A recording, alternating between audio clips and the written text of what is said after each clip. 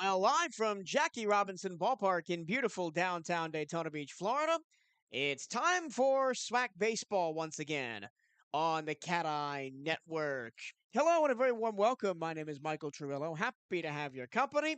Alongside me is Darren Latil as we've got a doubleheader on tap for your Saturday afternoon. This first game, a little bit different from what you're used to seeing the Jack. Bethune-Cookman actually the road team. That is a continuation of a game that was played in Mississippi on the 17th of March. We pick up in the top of the first with 2 outs and an 0-2 count to Sergio Rivera. Jorge Gonzalez, Fabo, and Garrett Chon have already gotten out in the inning. That's when rain came in and disrupted the contest. Originally pitching for Valley State in that game was Jesus Campa.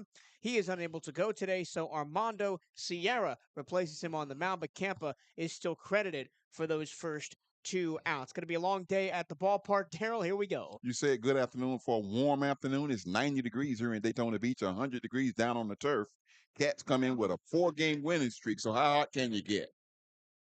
And the bats have been very hot. And it has been a fabulous weekend in BCU athletics. As we start once again with an 0-2 count to Sergio Rivera. This could be a very quick inning indeed. As the first 2-2 is strike 3, and that's the end of the top of 3. So no runs, no hits, and nobody left. And after one pitch, we go to the bottom of the first between Mississippi Valley and Bethune-Cookman. We'll keep it right here in between the inning break and get to talk about the week that was for BCU baseball. Always good to get a win over your Volusia County rivals in Stetson on Tuesday, and then to sweeten the deal, a win over the U down in Miami on Thursday. Anytime you can go to Mark-like Stadium and come out there with a victory, that's a great feat. The Wildcats have played University of Miami 49 times. That's our 7th victory against the Canes. And here's the big thing. We're getting so many calls about the blue uniforms that the Cats wore against the Canes the other night. Yeah, but it's going to be important today to get length out of your starter, as it was last night. Tanner Bocabello went 8 innings, and then we used a reliever out of the bullpen in Garrido, who hasn't seen so much time to pick up the end. So we got a full complement of pitchers for the next 3 games over 2 days, but it's important for Marcus Gamboa, who's been rocked his last couple of starts against Jackson State, Alabama State, and Alabama A&M, to kind of find his footing today. It's a good opportunity to find his rhythm and work on his fastball. He has a good breaking ball, too. His velo is very well, but right now he needs to get some confidence in his pitches. And one of the things that we were talking to Coach Hernandez about some of this back end of this rotation, about Gaviria and Gamboa, is that their velocity is actually up from where it was early in the season, and maybe that's causing a little bit of control issues. Yeah, when you get the velocity that they're throwing, they can't control that fastball, and they're putting it right there in the zone. And I know they've been getting hit well early in the year, so you got to find out how to place that fastball, either throw it high or inside as a waste pitch, and to set up the next fastball. Defensively for Bethune-Cookman today, it is Sean Rivera and Jorge Gonzalez Fabo back in right. Vasquez, Cordova, Olison, and Sufrain infield left to right. Gamboa, the pitcher, Jorge Rodriguez is his battery mate behind the plate. Remember, they had to throw out the exact same lineup as they did in the start of this game up in Mississippi a month ago. So do the Delta Devils, who change a little bit from their lineup yesterday, as Maury Weaver will dig in to start the game. Weaver playing shortstop tonight. He's batting .263. And the first pitch from Gamboa is inside, ball 1.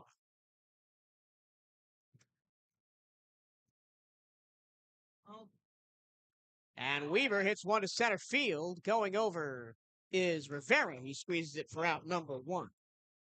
So he's putting the ball right there in the strike zone, giving an opportunity to hit the ball right at somebody. This is how it was against both Jackson State and Alabama A&M, his last 2 home starts, Gamboa. Yeah, you gotta tweak some things in the bullpen. He'll be okay. And now it's Simon Yoakum, the right fielder, who yesterday batted all the way down in the 6th spot, but batting second today. Yoakum batting 277, 9 runs on 13 hits, 3 doubles as it's outside 2-0. 1 homer and 7 RBI for Yoakum. As Gamboa looks for the strike zone here on the 2-0 pitch.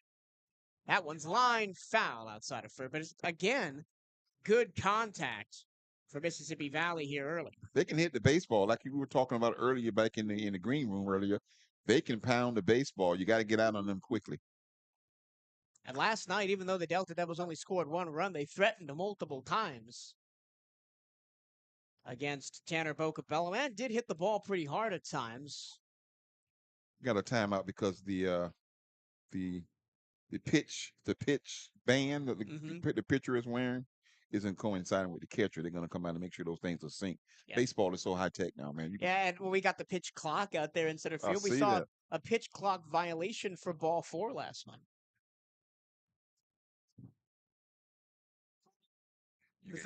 You can hear the buzzer and tell the pitcher what the pitch. He can look at his iPhone watch on his on his wrist. Yeah, and then the pitchers can call the games now too. You don't need the catcher or the pitching coach in the dugout.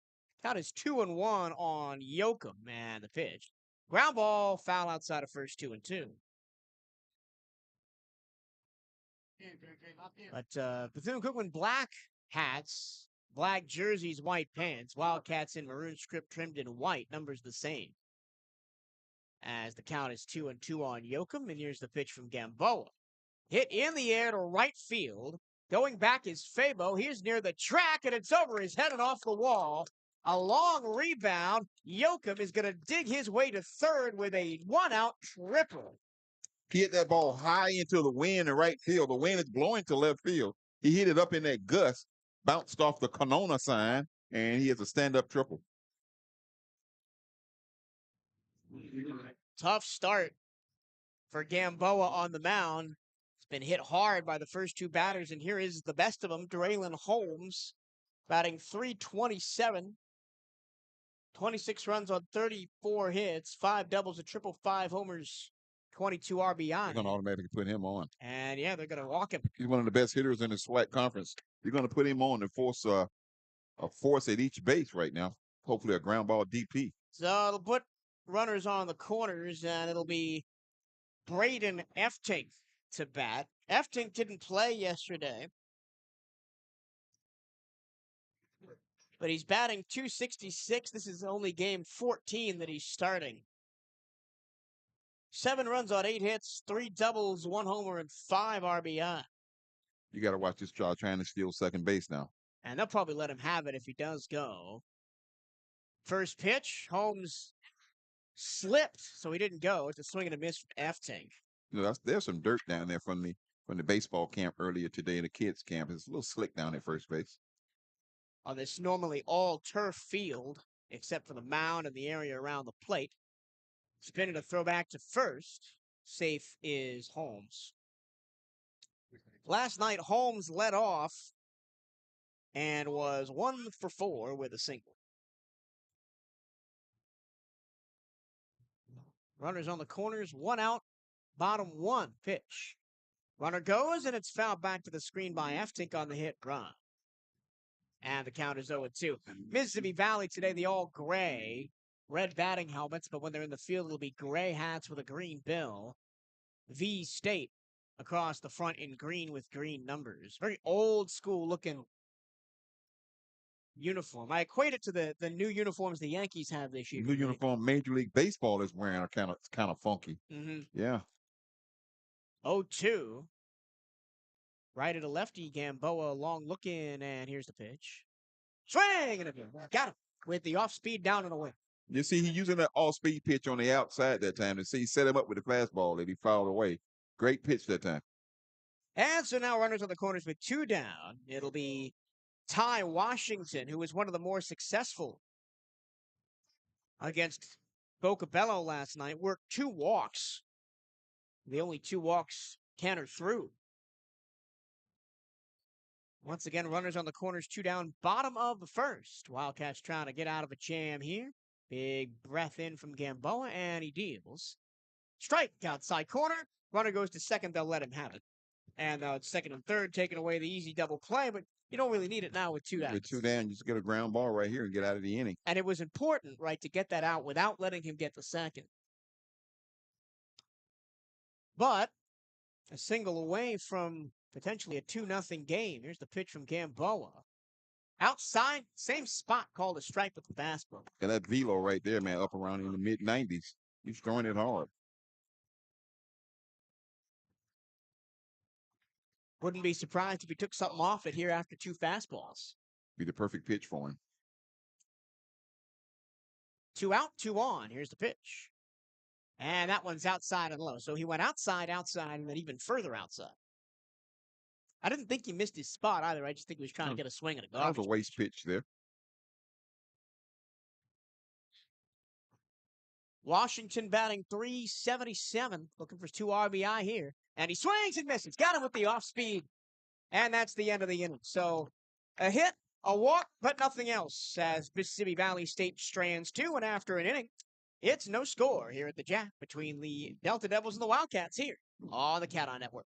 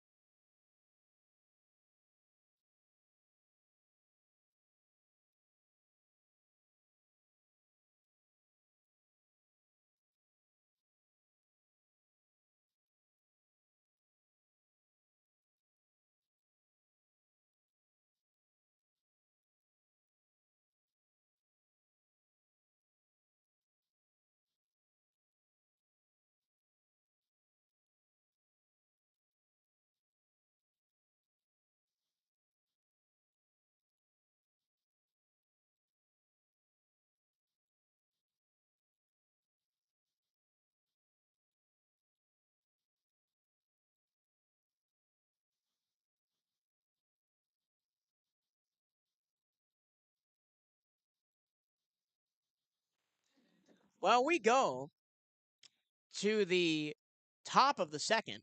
It's still weird saying that with the Wildcats coming up to bat after a one-pitch top of the first in which the Wildcats were set down on strikes. Sergio Rivera was the man out. First pitch swinging a foul right at home plate. This is Jose Gonzalez DHing today. Gonzalez last night in the series opener. 2 hits, 2 runs scored, and 2 RBI. Pretty good night for Jose at the plate. And he watches a breaking ball in there for strike 2.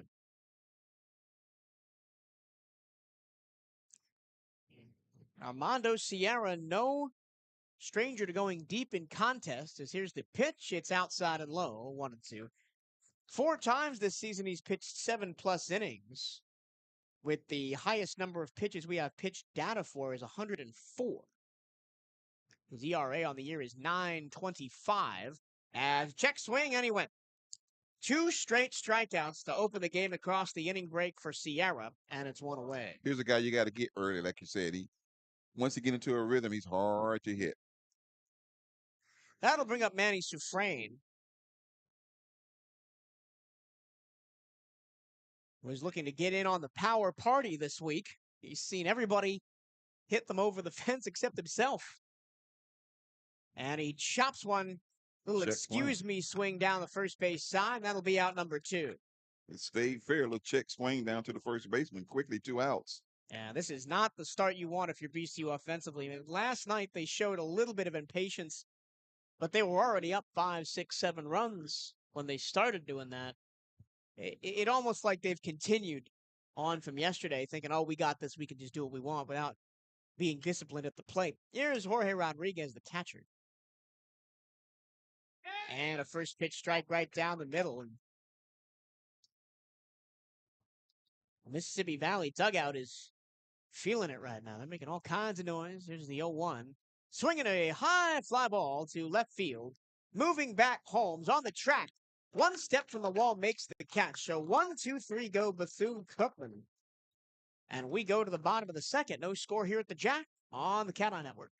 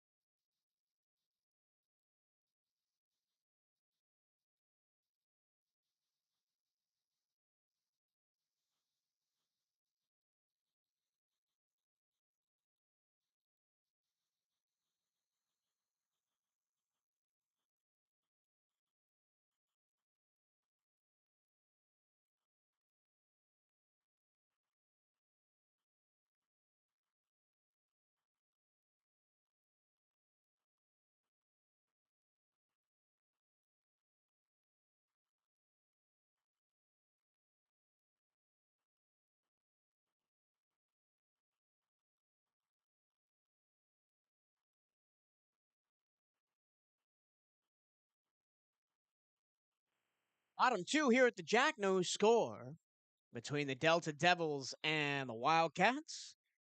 Jack Early leads off for Mississippi Valley State. Found it pretty tough last night. He went 0 for 4 against Escobar, against Bocabello and Garrido.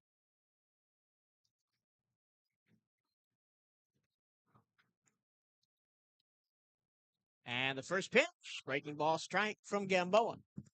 Hopefully Marcus can get a little bit of momentum after he closed the first inning strong. Fastball swing and a miss. He handcuffed him that time took a little bit off the fastball. Yep. Got out of a 1-out jam with 2 straight strikeouts, did Gamboa. And he's quickly ahead 0-2 of Early.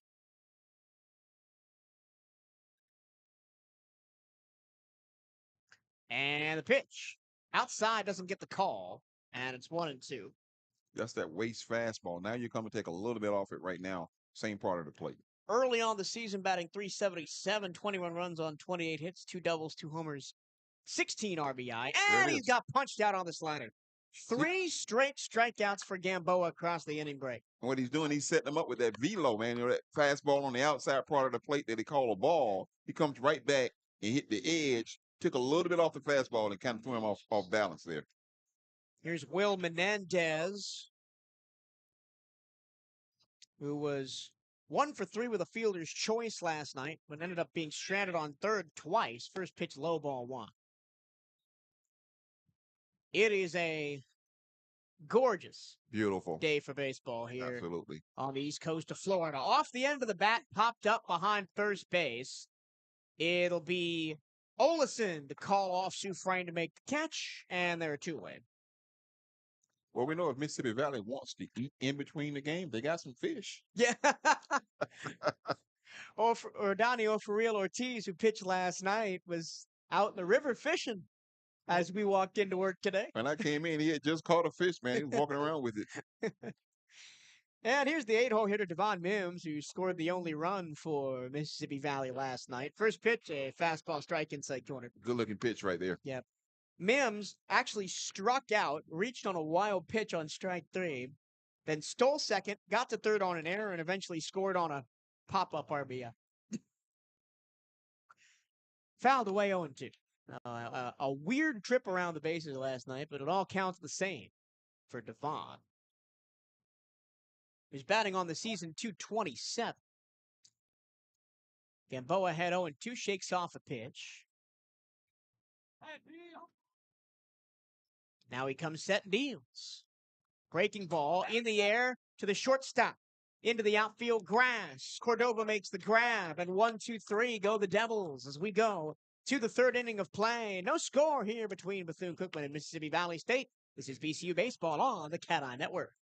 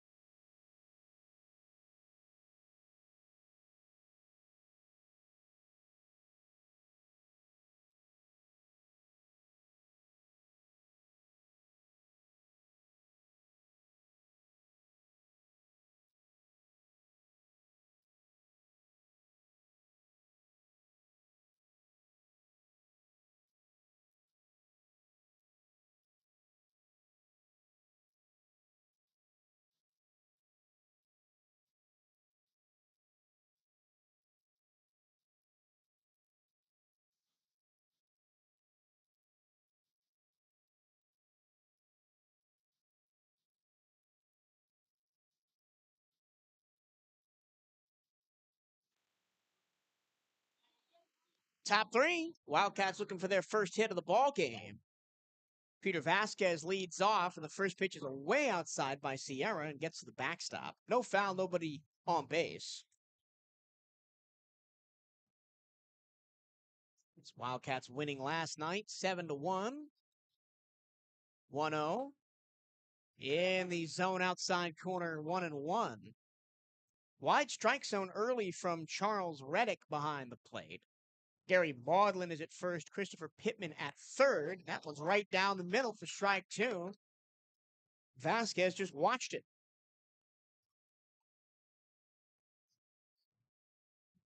1-2.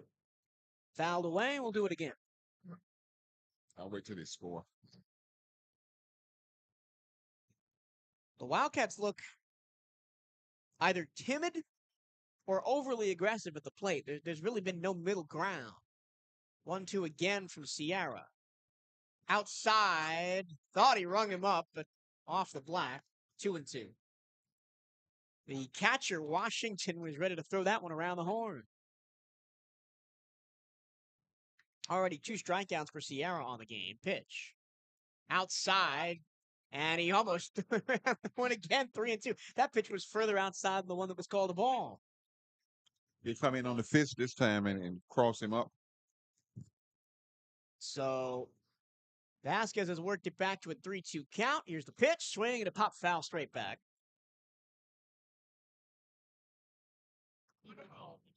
It's absolutely gorgeous outside, Yeah. man. 86 degrees, partly cloudy. 3-2 again. Vasquez fouls it off again. You were right. He came in on the hands the last 2 pitches, and Vasquez had to foul it off. But yeah, summer has come a little bit early to BC, Daytona Beach. It sprinted here because it was cool last week. Now it's 90 almost. Yep. No real spring to speak of. 3-2 again. Outside ball for great at bat by Peter Vasquez as he works a walk. First base runner of the game for Bethune. Anytime you see the traffic jam going across the bridge to the beach, you know the weather's great. Yeah, well, and I was on Granada Boulevard earlier, and it is wall-to-wall traffic on Granada today. Here's Ramses Cordova, who's maybe had the best week of anybody in a Wildcat uniform. And that's saying something. First pitch to him, low ball 1. Had that home run against Stetson to give the Wildcats the lead late in the game. And then an absolute moonshot yesterday over the batting cages in left. 1-0. Outside 2-0, but called a strike. Wow. He likes the outside part of the plate, the umpire does. That thing was kind of way out there, but he called it a strike. It's been consistent, though, through the first 3 innings. We'll take that. Vasquez on first after the walk. And the pitch is in there for a strike. You got to know now, if you're VCU, you got to protect that outside corner. Yeah, that thing was on the chalk of the other batter's box. There's a big space in the first base side because the second baseman is playing towards the middle. Just poke that one the other way, could get a base hit. 1-2. That one's poked to shortstop, could be 2. Flip to second for 1. On to first, safe. And it was actually dropped by the first baseman, Menendez. So a fielder's choice, Vasquez out on the base paths. And there's 1-on-1 out for Colton Olson. Good speed from Cordova down the base paths to get in there before the throw. It's been tough sledding for Colton Olson this season. First pitch, he is humming that fastball strike to the outside corner of Sierra. Colton batting under 200, 198. Well, Colton hitting a little slide here. Let's see if he can get hot here in the latter part of the season. Did have a hit yesterday, stranded on second. 0-1. Breaking ball in the dirt, 1-1. But his glove has been very well. Yeah, I mean, he is the epitome of an elite defender that is in the lineup because he makes every play.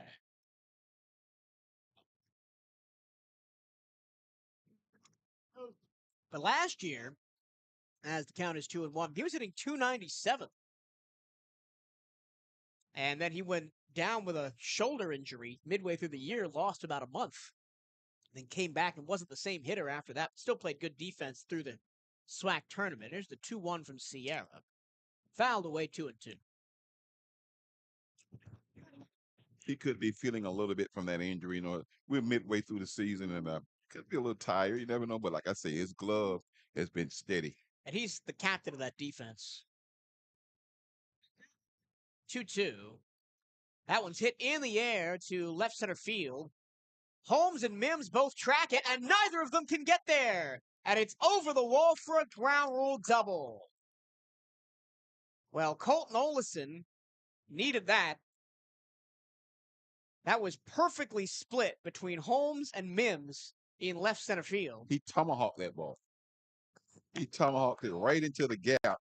It bounced at the warning track. And that's it. They're going to call it a home run? Nope. No, it can't be a home run. No. It bounced on the track. No, I saw Olson running this way, but it's coming to bring his elbow guard in. I thought he was trying to finish his track. Coach Hernandez is arguing that Cordova should have scored from first. And if it's a ground rule double, no, he should be on third because everybody gets 2 bases. So now back to the top of the order. Here's Jorge Gonzalez-Fabo.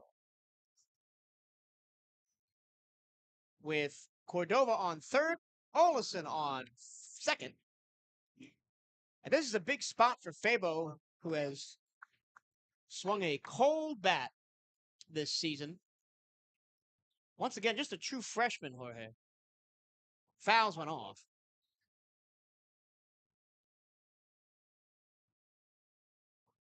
I think next month you won't call the freshman anymore. When you get into May and June, they've been over 50 games played.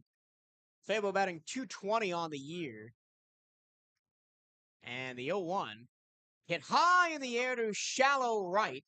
Moving over Yoakum, he makes the catch, tagging from third and coming home is Cordova. He is safe as the ball gets away from Washington, and it's 1-0 BCU. Well, that's all you need from the freshman. Just a little RBI, fly out, put the Cats on the board. What happened right there, it was a shallow ball to right field, but the right fielder camped up under it. Instead of, taking that crow hop to get some momentum to throw it, he camped up under it and tried to throw from there. Easy slide in the home plate, Cats 1-0. Well, Cordova would have been safe either way because Washington dropped the ball. It's 1-0 BCU. Now 2 outs back to the best RBI hitter on this team, Garrett Chun. He grounds one to first. Flipping it over to the covering pitcher is Menendez, and that's the end of the inning. 1 run, 1 hit, and 1 left. And we go to the bottom of the third. Bethune-Cookman has a lead. Let's see if they can defend it right here on the CatEye Network.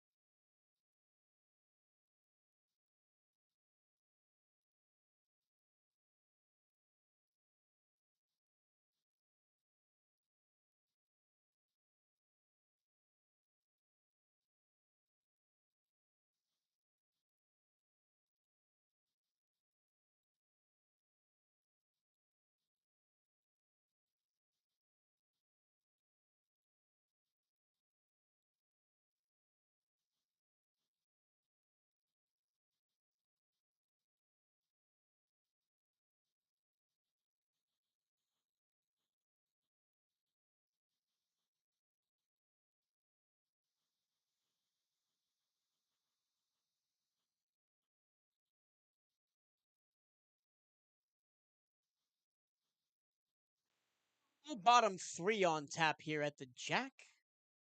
Michael Trillo, Daryl Natil bringing you all the action. Wildcats up 1-0. Apologies about the scoreboard on the screen. There is a back end issue with our stat program that we can't solve at the moment, so we'll keep you updated radio style.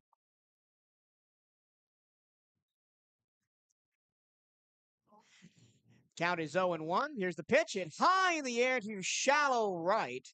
Moving over is the center fielder. Rivera makes the catch. That was Kendall Dolphin. The 9-hole hitter flies out to begin the inning, and there's one down. Dolphin did not play last night. We're back to the top of the order with Maury Weaver, who flied out to center to lead off the game.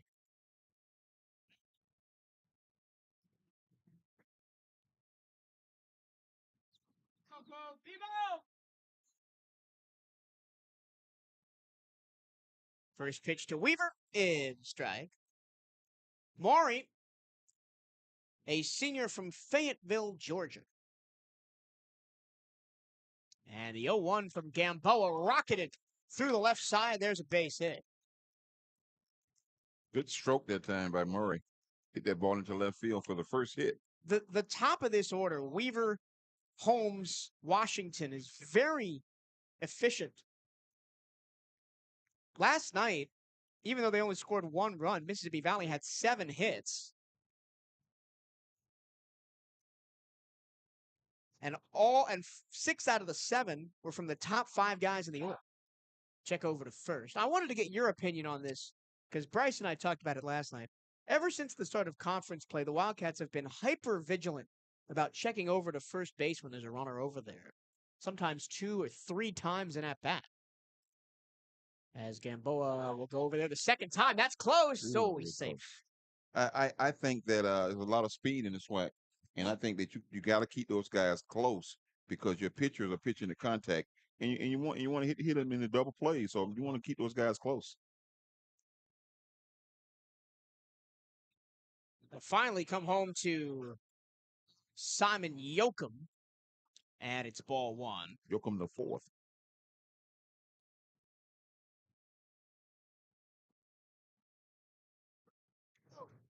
Gamboa working with 1 away here, bottom 3. 1-0 lead for Bethune-Cookman. There's a swing and a miss. That little slider that cuts into lefties and out to righties, I think is Gamboa's best pitch. Or at least he's using it the most effectively right now. He has some great movement on it. 1-1. Spin and a throw back. Weaver in there safely. And most of the hits that Mississippi Valley had yesterday were right-handers pulling the ball to left field. And pulling it hard.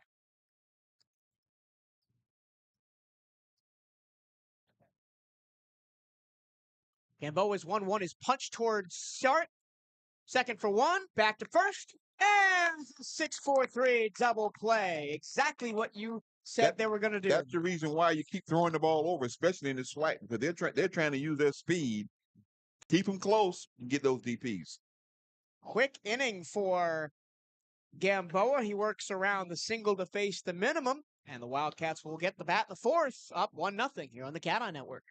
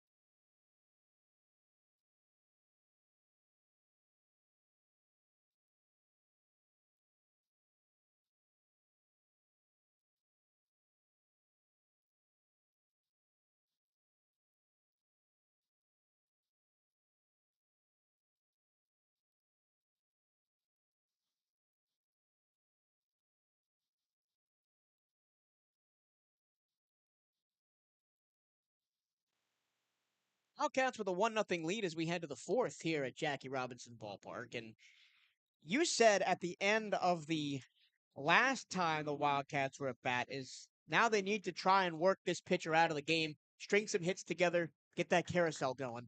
I think he should jump on that fastball that's on the outside part of the plate because he knows the umpire is giving him that fastball in that part of the plate. So instead of taking pitches, I think you got to be a little bit more aggressive right now. Here's Sergio Rivera, who struck out to begin the game, quote unquote, outside fastball strike. See, that's the pitch you want to hit the right field. Yep. As Jorge Gonzalez-Febo and Garrett Chun were out in Mississippi last month before this game was postponed, and he tried to do it that time, just fouled him straight back 0-2.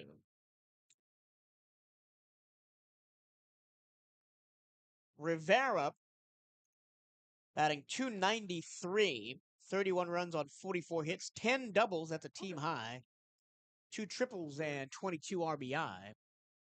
And he watches one outside for ball 1. Yeah, that curveball that time, it almost had him fooled. Yeah. Well, if Sierra leaves that curve in the zone, it's going to get hammered because it is much slower than his other pitches.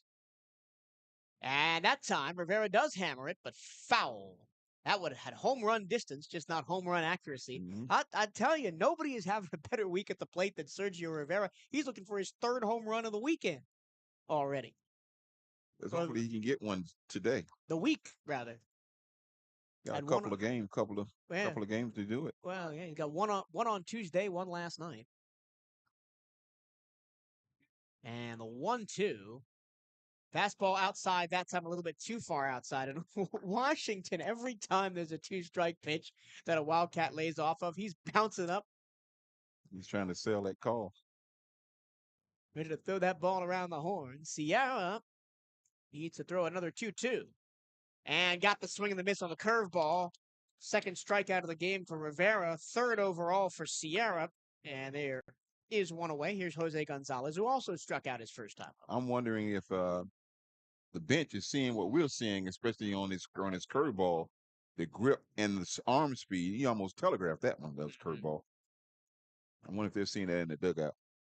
Jose Gonzalez, first pitch low ball 1, is the top hitter on this Bethune-Cookman team. The only player in the starting lineup today batting over 300.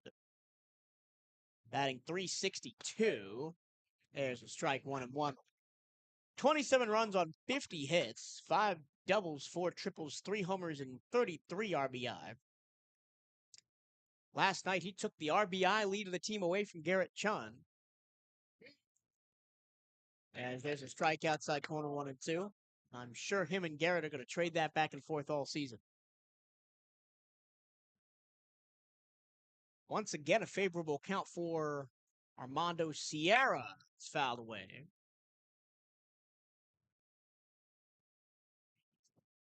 Armando has played mostly against SWAC hitting opposition. The only game he has pitched in without that wasn't a SWAC game was against Harris Stowe State. A game they won 15-5. Ground ball to 3rd. Fielded by Dolphin. Long throw across in time. 2 down. Dolphin almost took too long. Took a couple of steps before he drilled that thing across the diamond. He's the only person in this VCU lineup that didn't play last night. He's replacing Elias Pena at the hot corner. And now with 2 down, here's Manny Sufrain grounded out on a little excuse me swing to first base. His first time up back in the 2nd. First pitch to him. Way ahead of the off-speed pitch. You know, early in the season, the SWAC teams were pitching him differently. I think they've kind of changed up now how they pitch him. Everything a low and away to Manny Sufrain. And it was, again, you can barely just tap it foul. And he's given him 2 off-speed pitches, too, which Sufrain doesn't like. Let's see if he comes in with the fastball inside. If Sufrain gets a hold of one, he can let it fly. 0-2. Outside. The catcher walking off again. Yeah. Do you, as an umpire, does that get to you? After a while, it should, especially like right now. That ball was way outside. 1-2, trying to get out of the inning. And it does. Sufrain watches it inside corner for strike 3. That's the fastball I was talking about right there. 1, 2, 3 go. The Cats strikeout. Swinging, ground ball out, strikeout looking. And we go to the bottom of the fourth. It's 1-0 Bethune-Cookman here on the CatEye Network.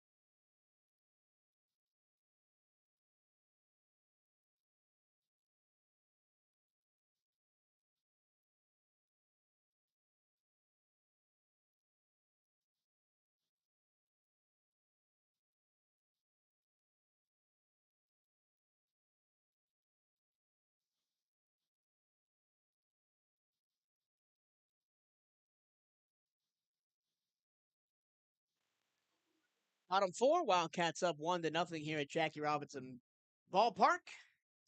Wind today blowing pretty steadily out towards left field. After some wild windy conditions in some games earlier this season, wind settled down as we've gotten to a more temperate weather.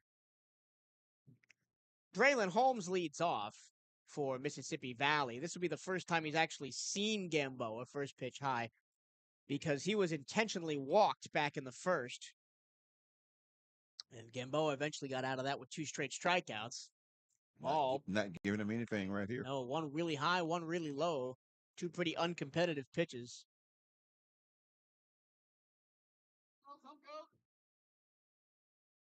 Braylon, one of the better hitters on this team, and he's just giving him nothing. Another one way upstairs.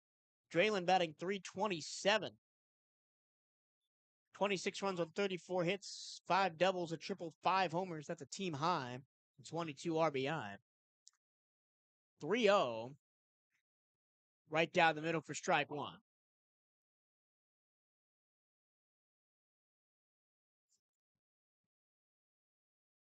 You come with the slider right here. 3-1. It's hit in the air to center field. Going back is Rivera to the track. He makes the catch over his shoulder. It was well hit by the reigning student athlete of the week at Mississippi Valley State University, but just not far enough. Last night, Benny Hernandez hit a ball to dead center field, and if that was hit anywhere else, it would have been gone, but it ended up being a double off the wall. That one just to fly out for Holmes. Here's Braden Eftink, who struck out his first time up, and he swings and misses. Eftink was lost against Gamboa his first time up. It didn't look much better on that first swing. Big breath from Gamboa. Here's the pitch. Inside. It almost hit him. 1-1.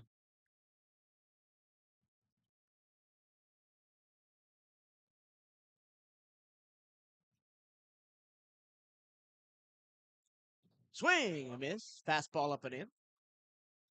Again, Eftink is just slow on that fastball. I think you got to pump it in here again. Yeah, he's completely overmatched with the fastball. See what Gamboa gives him on a 1-2. Rodriguez sets up inside, and it's fouled away. It was another fastball. Took a little off that one. Now he'll come back with the smoke.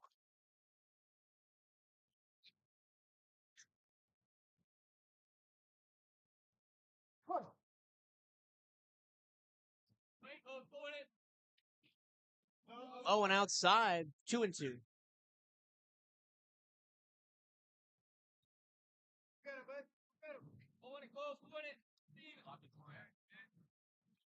Eftink fouls one off again.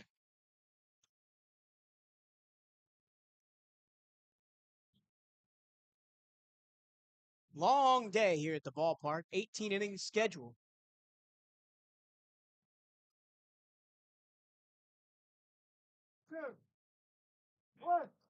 And Gamboa, the 2-2 pitch. Breaking ball got him, strike three swinging. He set him up that time for that pitch. He kept coming with the fastball high. Then he wasted one in the dirt. Came out with a high fastball again and got him swinging. So F-Tink is down swinging for the second time. Here's Ty Washington, who struck out with 2 on to end the first. First pitch to him. Inside, soft chopper towards third. Long run in from Vasquez, and it's a foul ball. That would have been a tough play for Vasquez at third. I guess he must have heard the umpire say foul, and so he let the ball bounce again. I don't think he would have been able to make it. No, it wasn't a foul ball. He's on first base. Oh, it wasn't a foul. I thought I heard the umpire say foul too. So it is an infield single. Everybody confused. So now here's Jack Early, who struck out to begin the second. And he punches one towards second. Diving stop by Sufrain. He races to the bag and will step on it for out number 3. Great so play. A little bit of confusion, but eventually the Wildcats get out of the inning. No runs, 1 hit, and 1 left. We go to the 5th inning of play here at the Jack. 1-0 VCU on the CatEye Network.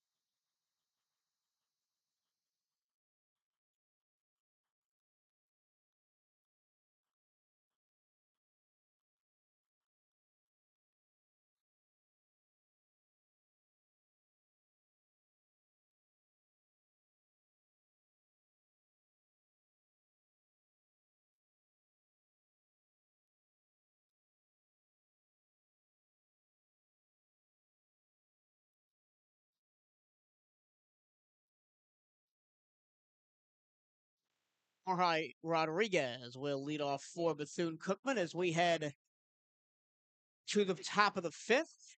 Cats with a 1-0 lead. Thank you for sticking with us on the CatEye Network for this Saturday afternoon. Slider slices through the zone for strike 1. Rodriguez flew out to left, deep left field, almost at the wall his first time up. And he watches one low, 1-1.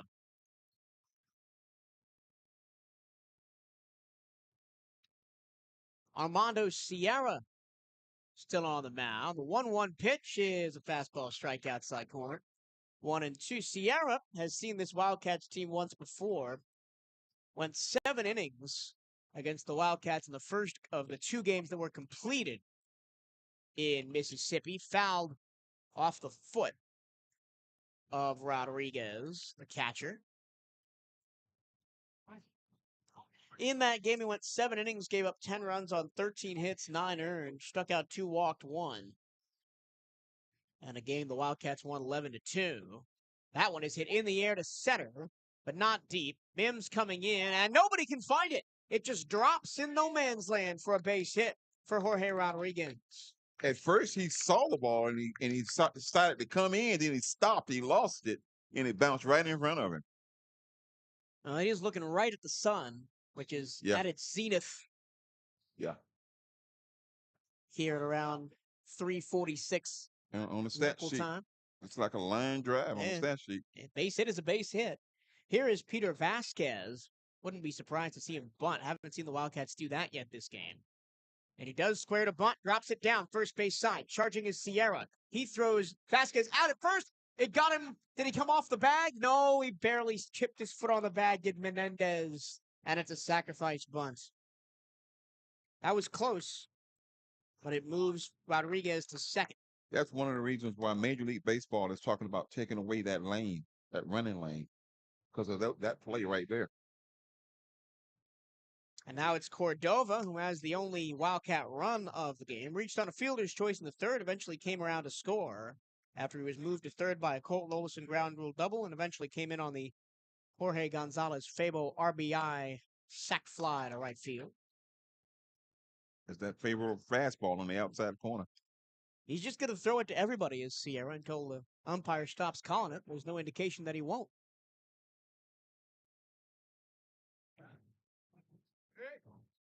A 1 in the air, left side, charging Holmes. It's going to drop in front of him for a base hit. Holding at third is Rodriguez, and there's runners on the corner. So I think the Wildcats have finally figured out that outside fastball from Sierra. That was just off the end of the bat, poked it to shallow right. And I think the outfielders are having a tough time seeing the ball because the left fielder started to charge it and let it bounce in front of him again. That was almost the exact same spot that Rodriguez hit his single to open up the inning. So now runners on the corners. Here's Colton Olson. And last night, the Wildcats were successful on one of their double steals back in the second inning. Excuse me, the first inning. That actually scored Jose Gonzalez. Rodriguez is on third. And Cordova on first with one out. Here's the pitch. Sky-high pop from Olson behind second base. Going back early, he falls over, makes the catch. Tagging from third and coming home is Rodriguez. He's safe. They've got to go back to third to see if he's out at third. He's not. He tagged successfully. And the Wildcats lead at 2-0 on 2 sacrifice flies. He looked like he dropped that ball when he fell, too. But they're going to call him out on the play. The Cats get a run. That was a weird play. Rodriguez scores from third on the pop up to the second baseman.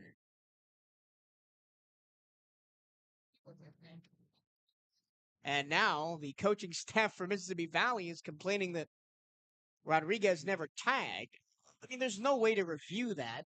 You don't have review here at the Jack. But on a pop fly like that, he actually just walked back to the base and tagged up. That was a no-brainer. Especially since early fell down, he had time. Now with 2 down, top of the order, here's Fabo. Bounced it towards short. They'll flip it to second. On to first. It doesn't matter because there's already 3 outs in the inning. But the Wildcats get another run on 2 hits. They don't leave anybody. And we go to the bottom of the 5th. Wildcats have doubled their lead. It's 2-0 on the CatEye Network.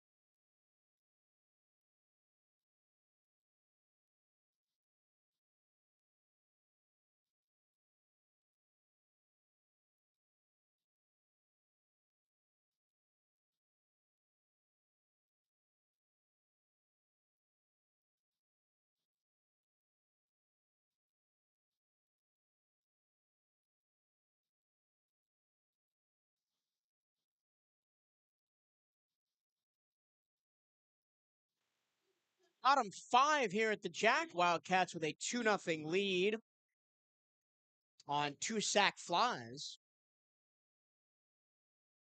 And some run support for Marcus Gamboa, who will face Will Menendez, who popped out on the infield to Colton Olison his first time up.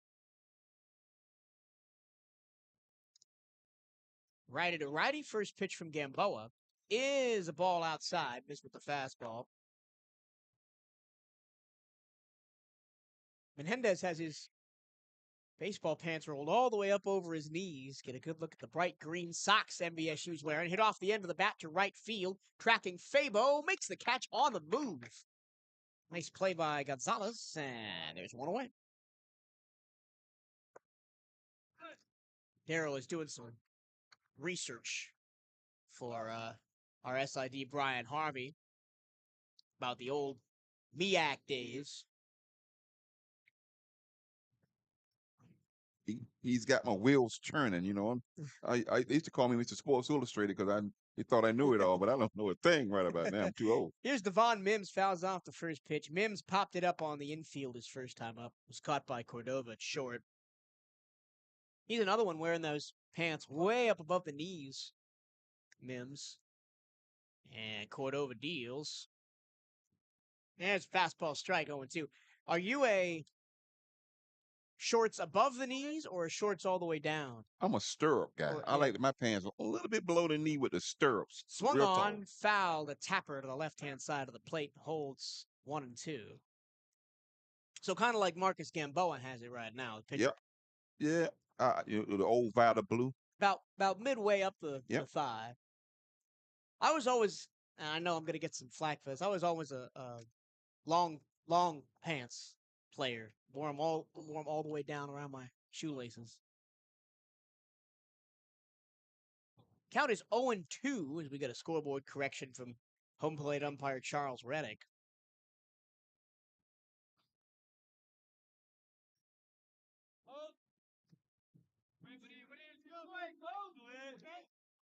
And the pitch to Mims. Ground ball foul outside of third. Look out, dugout. Sebastian Garrido, who's sitting down there on the water cooler after pitching last night, had to jump out of the way of that ball.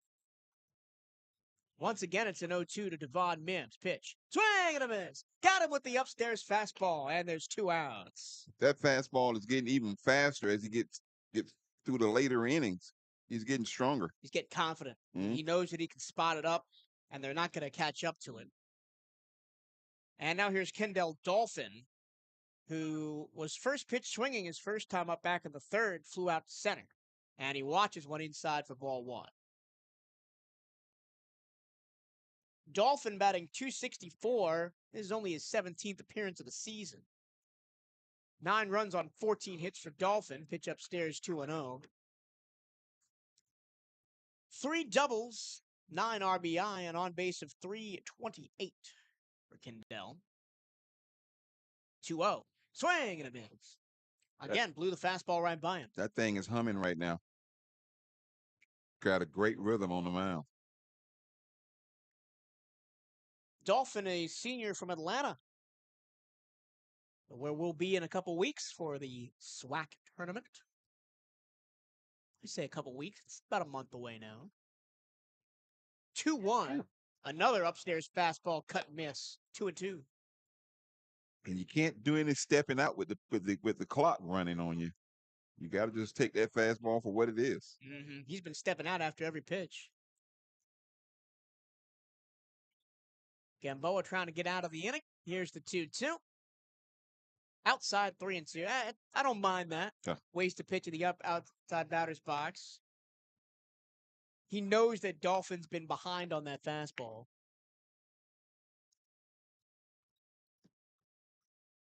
Three, 2. Outside black, strike 3 called. Marcus Gamboa is cruising. He picks up 2 more strikeouts and a 1-2-3 go the Delta Devils. We go to the 6th coming up next here on the CatEye Network.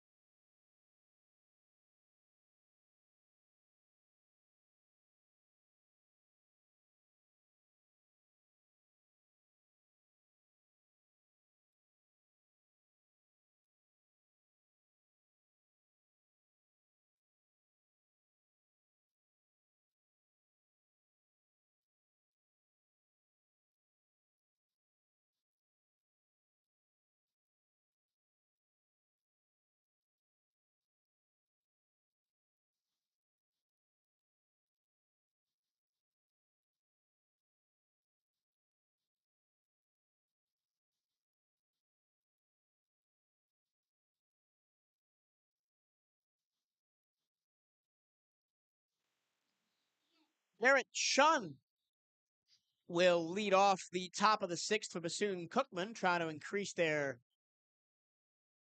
2-0 lead over Mississippi Valley State. Game 2 of our 4-game series. First pitch low and away, ball 1. It is a highly competitive Southwestern Athletic Conference this year, outside ball 2. Taking a look at the conference standings, Florida A&M 13-2, Wildcats 11-4, just 2 games back. Jackson State in third at 9-7, Alabama State 8-8. Hit in the air to right field. That's a towering fly ball. Holmes makes the catch. Correction, that was to left field. And there's one away in the inning. I'm back now, Brian. I answered this question, so. Sports Illustrated is back on the microphone. Outside the top 4 in the East, Alabama A&M is 4-12. Mississippi Valley 1-12. Correction, 1-13. And the 2-0. Squaring to bunt, pulling it back, taking a strike is Sergio Rivera. He's struck out twice, so Sergio trying to get something going against Armando Sierra, who is up to 60 pitches now here in the 6th. 0-1, way outside 1-1. In the West, Texas Southern leads the pack at 13-3. Southern 10-4. Grambling State a half game behind them at 10-5. Prairie View 10-7. It's going to be some good baseball once we get to Atlanta. Yeah, that one chopped foul off an off-speed pitch. Arkansas Pine Bluff 4-13. Alcorn State 1-14. So the top 4 in both divisions pretty much decided. It's still all about seeding now. 1-2. Breaking ball outside strike 3. Rivera has a hat trick of strikeouts. 2 looking, 1 swinging. And he doesn't agree with the call, but again, Charles Reddick's been calling that outside corner a strike all game. He's been calling that pitch on the outside corner, like you said, all game, and that's the place you want to put it. You see how he's lining his toe up on the rubber. Big cut and miss from Jose Gonzalez. He's also 0 for 2. Strikeout in the second, ground out to third in the fourth. It's really the bottom of the order that's done all the damage for Bethune-Cookman. Bottom 4 have both the runs and one of the 2 RBIs. That one grounded right back up the middle. And there's a base hit. First player in the top 5 of the order for Bethune-Cookman to get on base today, and there's 1 on with 2 out. You know, I was watching his lineup on the mound. He's at the edge of the pitching rubber, which is also in line with the outside corner. So he's just throwing the ball straight down the pipe. Here's Manny Soufrain, grounded out to first on a little excuse me check swing in the second, then struck out in the fourth. And it's been quiet. And he checks his swing. That ball is low. 1-0. Soufrain's kind of been hot cold at the plate, but he hasn't really needed to mash the ball to do damage. His on-base percentage coming into the game is over 500. He's walked the most on the team. He's second most in hit by pitches. There's a strike. Man, it's very selective this season, and you can see him, taking pitches and waiting for his pitch. Manny batting .298. But on base percentage .523. There's a ball outside 2-1. He's been hit by 13 pitches, which is second on the team, and has taken 37 walks, which is first on the team. It's called taking it for the team right there. 3 true outcome type player. 2-1. Low and outside to call the strike. 2-2. But and if anybody is a bad umpire for Manny Soufrain to hit with, it's this one, because corners. Low and outside is where he is not comfortable swinging at pitches. It's going to be called. Here's the 2-2. That time he hits it the other way, in the air, left field line, and foul. That'll hit the top of the clubhouse. But that's what Soufrain has to do to those low and outside pitches. Just try and poke them the other way. One of the first time I even seen him to go to left field. Most of his ball to the right side of the field. Well, he hit an RBI single to left center last night.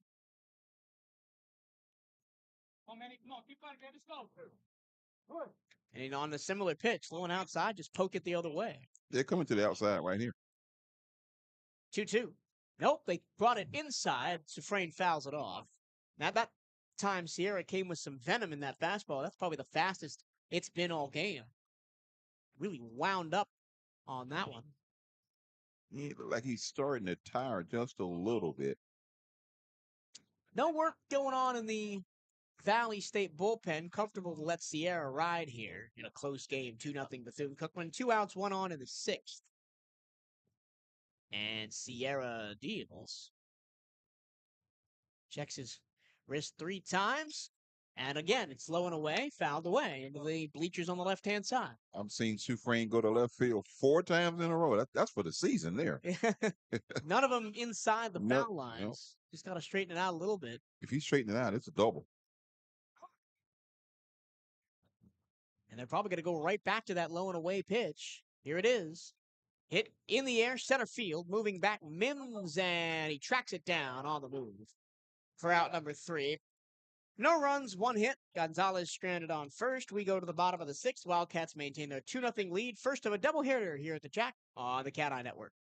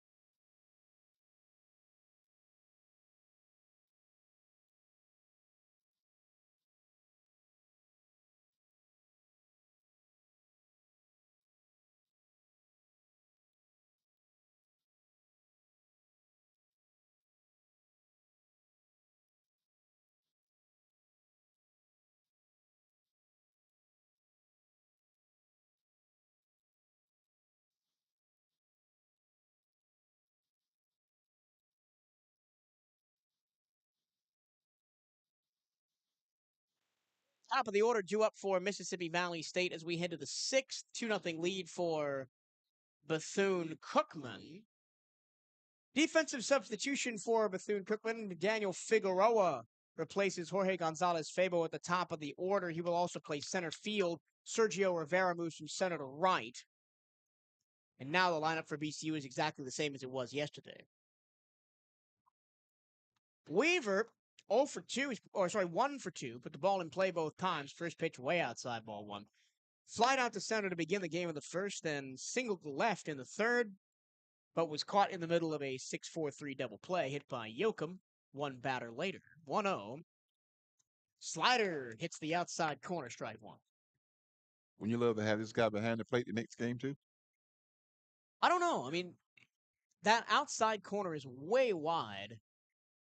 And that one's grounded to third. Fielded on a hop by Vasquez. Across the diamond. And a nice stretch by Sufrain gets the out. That's why they call it the hot corner. Yeah, Manny plays a great first base. He too, does.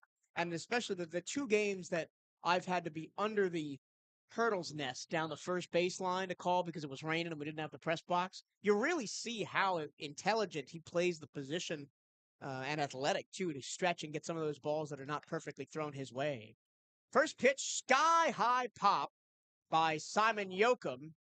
Figueroa, welcome to the game, good sir, makes his first contribution. He called the left fielder off. The left fielder we had a bead on it. Well, that's Garrett Chun. I mean, Garrett would have a bead on something in the parking lot if there was no wall there, I'm sure. Yeah, Garrett has great speed, too.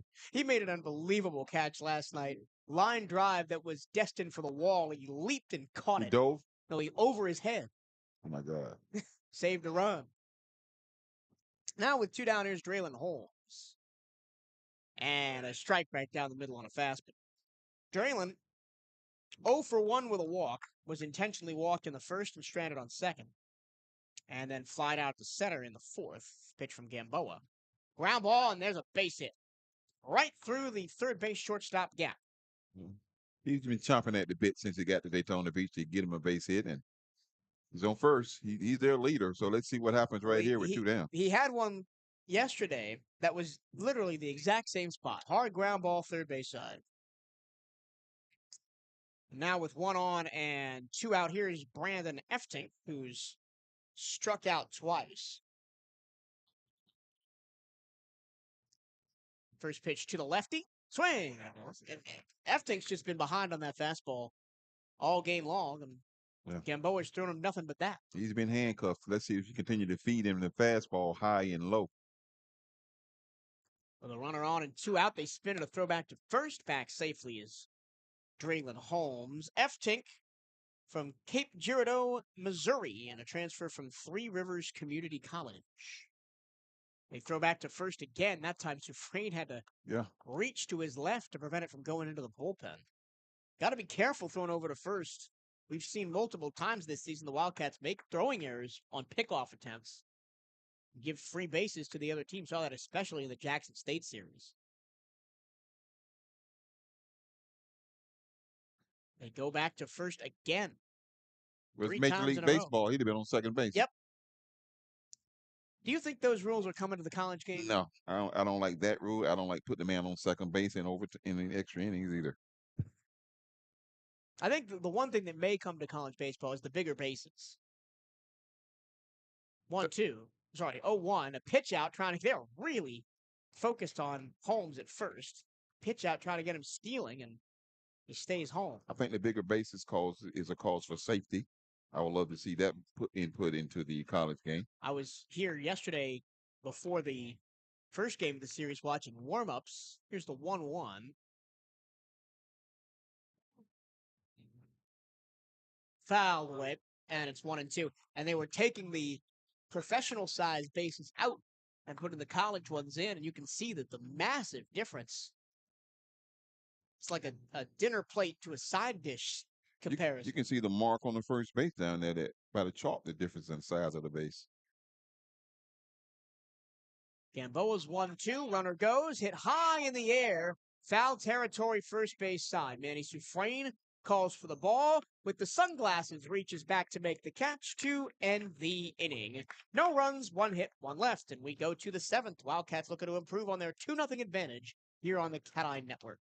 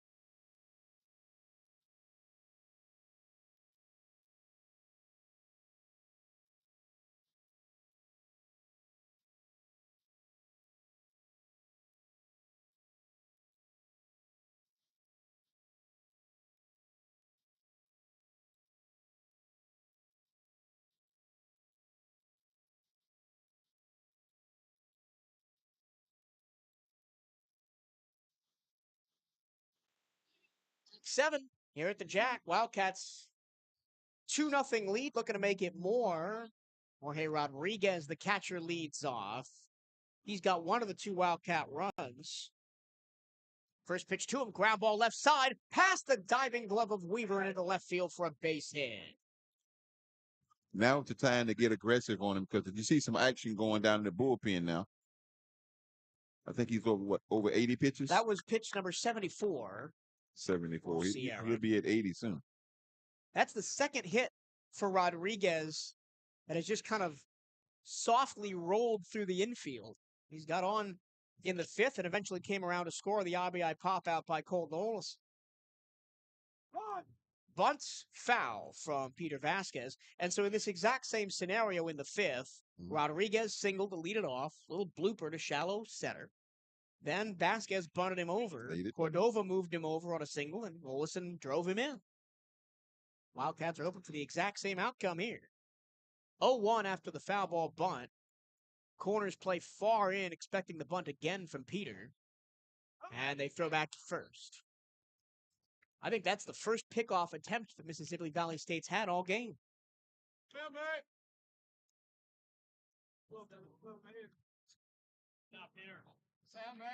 There is some movement, as you said, in the Valley State bullpen. Nothing yet for Bethune-Cookman. 0-1. Swing and a miss, 0-2. He hasn't lost anything on that fastball, I tell you that. And Peter Vasquez batting .247 on the season. He's been in and out of the lineup. Go back to first again as the Wildcats have experimented with some defensive positioning at third and in center field and in right field. Got some guys sprinkling around in the bullpen on the Wildcat side, too. 0-2. Breaking ball, swing and a miss, strike three. Wow. Vasquez strikes out. That was pretty soft. It was a good pitch. Breaking ball, changeup, looked like outside. But not what you want in that situation if you're Bethune-Cookman, because now there's one out. And if you bunt Rodriguez over, there's 2 outs. You need a base hit to score. Base hit then. I don't think they're going to have Ramsey's bunt, though. He singled his last time up, and he takes and strikeouts like corner. Ramsey's has the other VCU run, reaching a fielder's choice in the third, singled in the fifth, and then was out on the base paths on a fielder's choice, swinging a foul away. And it's 0-2.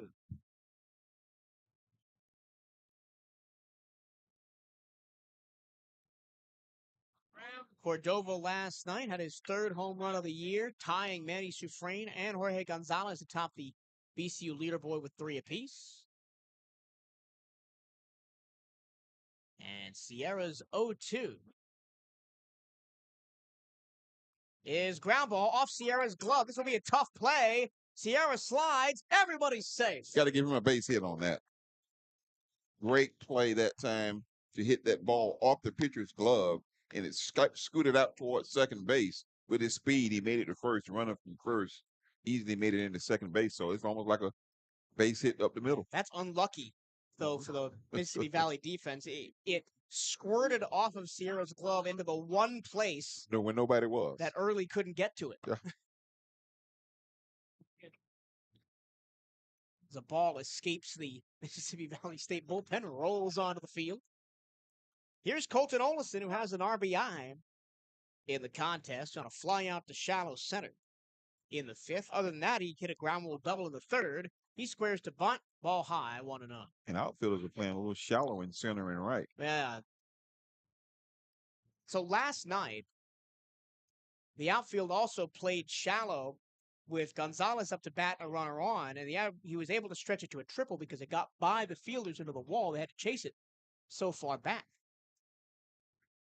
Pitch to Olson. Swinging a hammer out to right field off the end of the bat. Tracking Yoakum, and he makes the catch. Both runners are going to try and move up. Only one of them will get to third. Rodriguez gets to third. Cordova retreats back to first. So now 2 away. And now here is not Jorge Gonzalez Febo, but Daniel Figueroa. Figueroa going to pinch hit? He came in place of Figueroa on the defensive side, in place of Febo on the defensive side in the last inning. So he'll hit for him the rest of the way. Okay. Figgy last night, 1 hit, a run scored, 2 walks. Hit into a double play. 1 out, runners on the corners.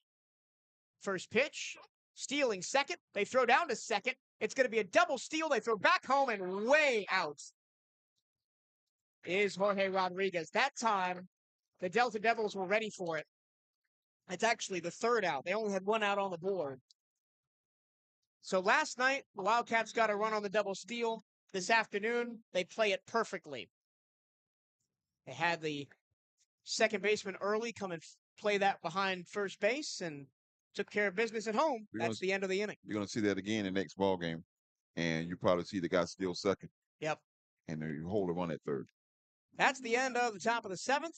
Time to stretch here at the Jack. Wildcats lead it 2-0. After this is VCU Baseball on the CatEye Network.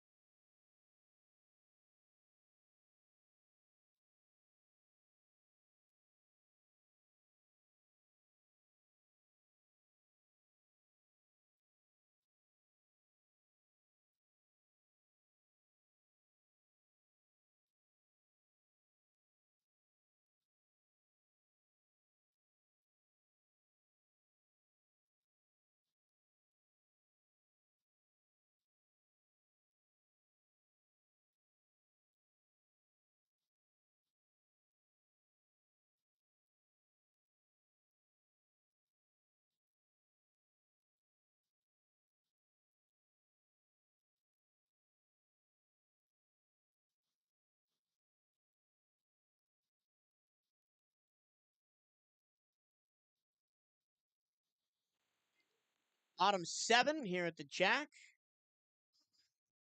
And if you're just joining us and wondering why the Mississippi Valley State Delta Devils are up in the bottom of the inning, here's the first pitch, a ball to Ty Washington. This is a continuation of a game that was rained out in the first inning up in Mississippi. Why we have a 4-game weekend. Marcus Gamboa is still on the hill, fouled away 1-1. This is Ty Washington. Struck out in the first to end that inning and then had an infield single in the fourth. That was the one where it bounced third. There's a strike, 1-2. And somebody called foul ball. So Vasquez didn't throw over to first, and he ended up safe at first. Gamboa working quickly. Fouled away, 1-2. Marcus has done a heck of a job today. 67 pitches, 6 strikeouts to 1 walk, no runs allowed. He should have a little bit left in the tank right now. And a pause in play. Now we'll restart. It's Washington called time. And Gamboa winds and fires. Foul away again. I think Mississippi Valley is finally catching up to that fastball a little bit. He's going to take something off of it and for it to be effective right now. Yeah, I mean, it's all the top of the order for Mississippi Valley. Nobody outside or below 5th in the order has gotten on base today. In the opposite batter's box, trying to get a chase, and it's 2-2. The hits for Valley have come from Yoakum, Weaver, Holmes, and Washington. 3-2. As Gamboa missed with that one, grimaces as he takes that ball back from Rodriguez behind the plate. You got to come with your fastball now, your best pitch. And the full count delivery. Ground ball towards second. Fielded by Olison. He makes the play, 1 down. As routine as you like. And here's Jack Early. I've noticed that Early is wearing a different colored batting helmet to everybody else on the Mississippi Valley team. He's wearing the green helmet. Everybody else has got that candy apple red that the football helmets are at MVSU. First pitch to Early. Caught that slider in on the hands for strike one. I think Early is that kid that's from Orlando. I will check that for you. That one's grounded to third and foul. Early is from San Diego, California. They have a kid from Central Florida. They do, and he played last night.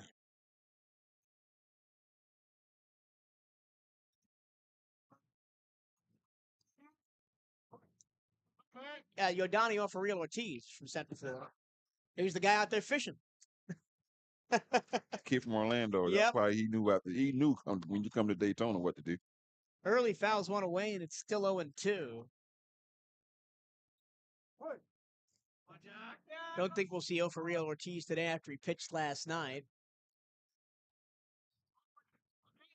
Gamboa's 68th pitch is an off speed that is poked foul. So 3 straight foul balls after an 0-2 count to Early. As Jack is still looking for his first hit of the series, went 0 for 4 last night. With one out here in the bottom of the 7th. Breaking ball just missed. And I said last night, we're almost directly above home plate here in the press box. So we don't have a lot of context for high-low on pitches, except maybe where the catcher sets up. Gamboa trying to work down early here, the 1-2. Ground ball towards third. Charging is Vasquez across the diamond. Perfect for out number 2. That's what you call mowing him down right now with the fastball. He's hitting him on the fist, forcing the ground ball. So he's changed up where he's pitching. And that's what you want, right? Those soft ground balls on the infield right at the fielders. So where you make your routine plays, not everything has to be a strikeout. I mean, we got used to seeing Nolan Santos every Friday night go throw 10, 12, 15 strikeouts. Here's the first pitch, a breaking ball strike outside corner to Will Menendez, who's 0 for 2 with 2 flyouts. But that's usually not the way the SWAC is won. You win with your pitch to contact guys, your guys that throw in the mid to high 80s and just make it easy on your defense. 0-1. High pop behind first base, kind of in no man's land. Charging in is Rivera. He calls off Olesen and makes the catch to end the inning. Before we go to break, I want to say that it is very rare that Colton Olesen gets called off from anything. And that's how confident Sergio Rivera is coming in from right. Well, Olesen, like you say, is a guy, man, and he and Chum, man, those guys really get beads onto the ball. And they go straight forward. But he got called off on that one. 1, 2, 3, go the Devils. We go to the 8th. Wildcats still up 2-0 here on the CatEye Network.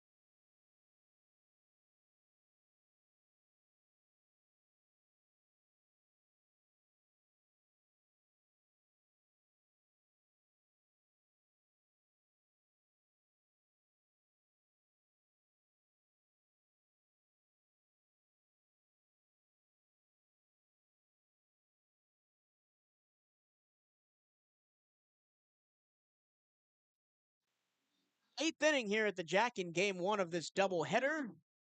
Bethune-Cookman with a 2-0 lead, and Daniel Figueroa, who was in the batter's box when Jorge Rodriguez was trying to steal home and got caught at the end of the inning, will lead off. He bunts it foul behind the plate. Figueroa, one of the few on this team that I would consider fast enough to try bunting with nobody out, and the infielders will well back. So if he plays this down the line, he very well could have a base hit here. That time, he didn't square to bunt. The pitch goes outside 1-1. You also got a kid from Sarasota on the roster, Chris Soder, from 32. A few Florida kids. Soder pitched last year, as that one's punched in the air, foul territory, first base side. It is caught right in front of the dugout by Menendez, and there's one away in the inning. Wildcats have got pretty much nothing going outside of the 7th, 5th, and 3rd. Everything else has been 1, 2, 3.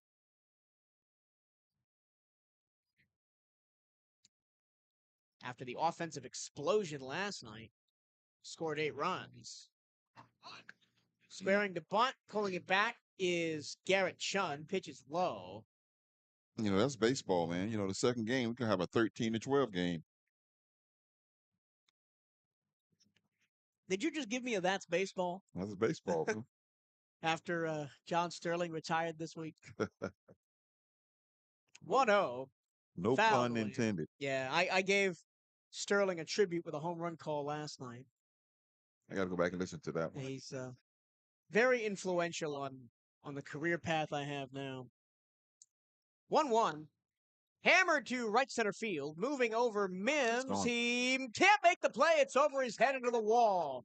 Chun digging around third or second. He's going to third. He will be there with a sliding triple. He turns and pumps his fist to the dugouts. That was a wallop by Garrett Chun. Doesn't hit for power very much. That's about as hard as he's hit the ball all year. He actually knocked the third baseman out of the way, too. The third baseman was on the base, and he slid right through him. Mims had a long run, and he almost got it, too. It went off of his glove. And Mims tripped as he was trying to get it, which means he couldn't retrieve it and hold him to a double. And now, with one away, here's Sergio Rivera, unless they're going to pinch hit somebody here. Great opportunity here. You know, those guys playing shallow in the outfield, and got to go back on the ball. Yeah, well, now they're playing deep. Yeah. Here's Sergio Rivera, who has struck out 3 times, and Coach Hernandez called time to talk to Sergio before this at-bat, probably telling him, hey, just be confident. You got this. They're playing the infield in, so there's a lot of gaps right here. Yeah, you don't have to do anything fancy with this. Just poke it over the infield, or anything on the outfield can score Chun. He's pretty fast out there, and we've already seen the Wildcats score from a ball hit just behind second base on a pop-up. But Rivera has struck out 3 times, twice looking, once swinging to Armando Sierra, and he looked to kill that ball as he fouls it straight back 0-1. He nodded because he knew that was his pitch. Sierra has dealt mostly fastballs to the Wildcat hitters today, but with Rivera, especially in his second and third at-bats, it's been mostly slow pitches. That one, grounder, up the middle, and the aggressive defense doesn't work out for Mississippi Valley State. No one was deep enough to cover it. It's an RBI single for Rivera, and it's 3-0 Bethune-Cookman. Would you call that a seeing out single because the infield was in? I would indeed. But again, if a slow ball like that up the middle, if the infield plays standard depth, that could be a double play. But it's a single up the middle. Garrett Chun in from third. It's the little things like that wins championships, man. Yeah. Hitting the ball up the middle with the infield in and run at third. Swinging a foul ball, first pitch to Jose Gonzalez. He's 1 for 3. Strikeout of the second, ground out to third in the fourth, and a single to center. In the 6th, he ended up being stranded on first. But now he's got Rivera on first, one already in with 1 out here in the 8th. Wildcats trying to lock up the second game of the series and the first game of our doubleheader. 0-1, outside 1-1. As we finally see some work being done in the Mississippi Valley bullpen. 25? I will try and get you a number. Going to second, trying to steal, and safe is Sergio Rivera. That was a good throw by Washington behind the plate, but Weaver just couldn't apply the tag. He outmaneuvered the tag. He kind of did a swim move. Perfect slide around the tag.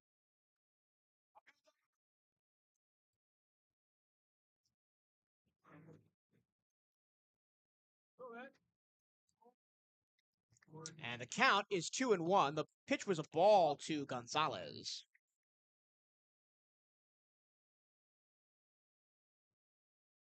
But now a runner on second. big lead at second. Check swing, a strike, and it's 2-2 on Gonzalez. But a big lead over there at second for Sergio Rivera. Nobody was covering the bag. Trying to force maybe an errant throw to center field. Now the count 2-2 on Gonzalez. Pitch low, 3-2. It's like I said, it's a little things that Johnny does, man. Get a big lead on second base, force a throw, get a cheap run. You know who also does that? The softball team. Coach Watton is so aggressive on the base paths. 3-2. It was a off-speed pitch in on the hands that was fouled away.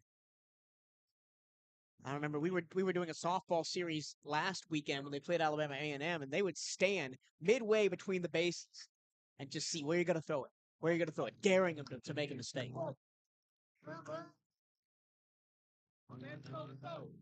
Once again, the full count delivery from Armando Sierra.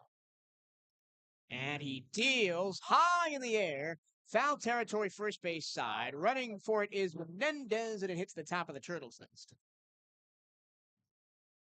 That was pitch number 91 from Some folk would ask, what's the Turtles' nest? It's that little seating area behind the dugout, behind the seating Not a area. real turtles. No. You're talking about the Tartulas are kind of turtles. Yeah. It's a turtles if you on a baseball field. If you see the Budweiser bullpen, which is the big red sign down the first baseline, it's to the right of that. Once again, the 3-2. Swing and a drive into left field, moving over and making the catch on the move is Mims. That's a nice defensive play. Yeah. Off the bat, that looked like it was going to drop in head of the wall. That was a line drive, but had him played perfectly. He had him shaded toward left field. That big green stripe is right down. That's straight away center. Yep.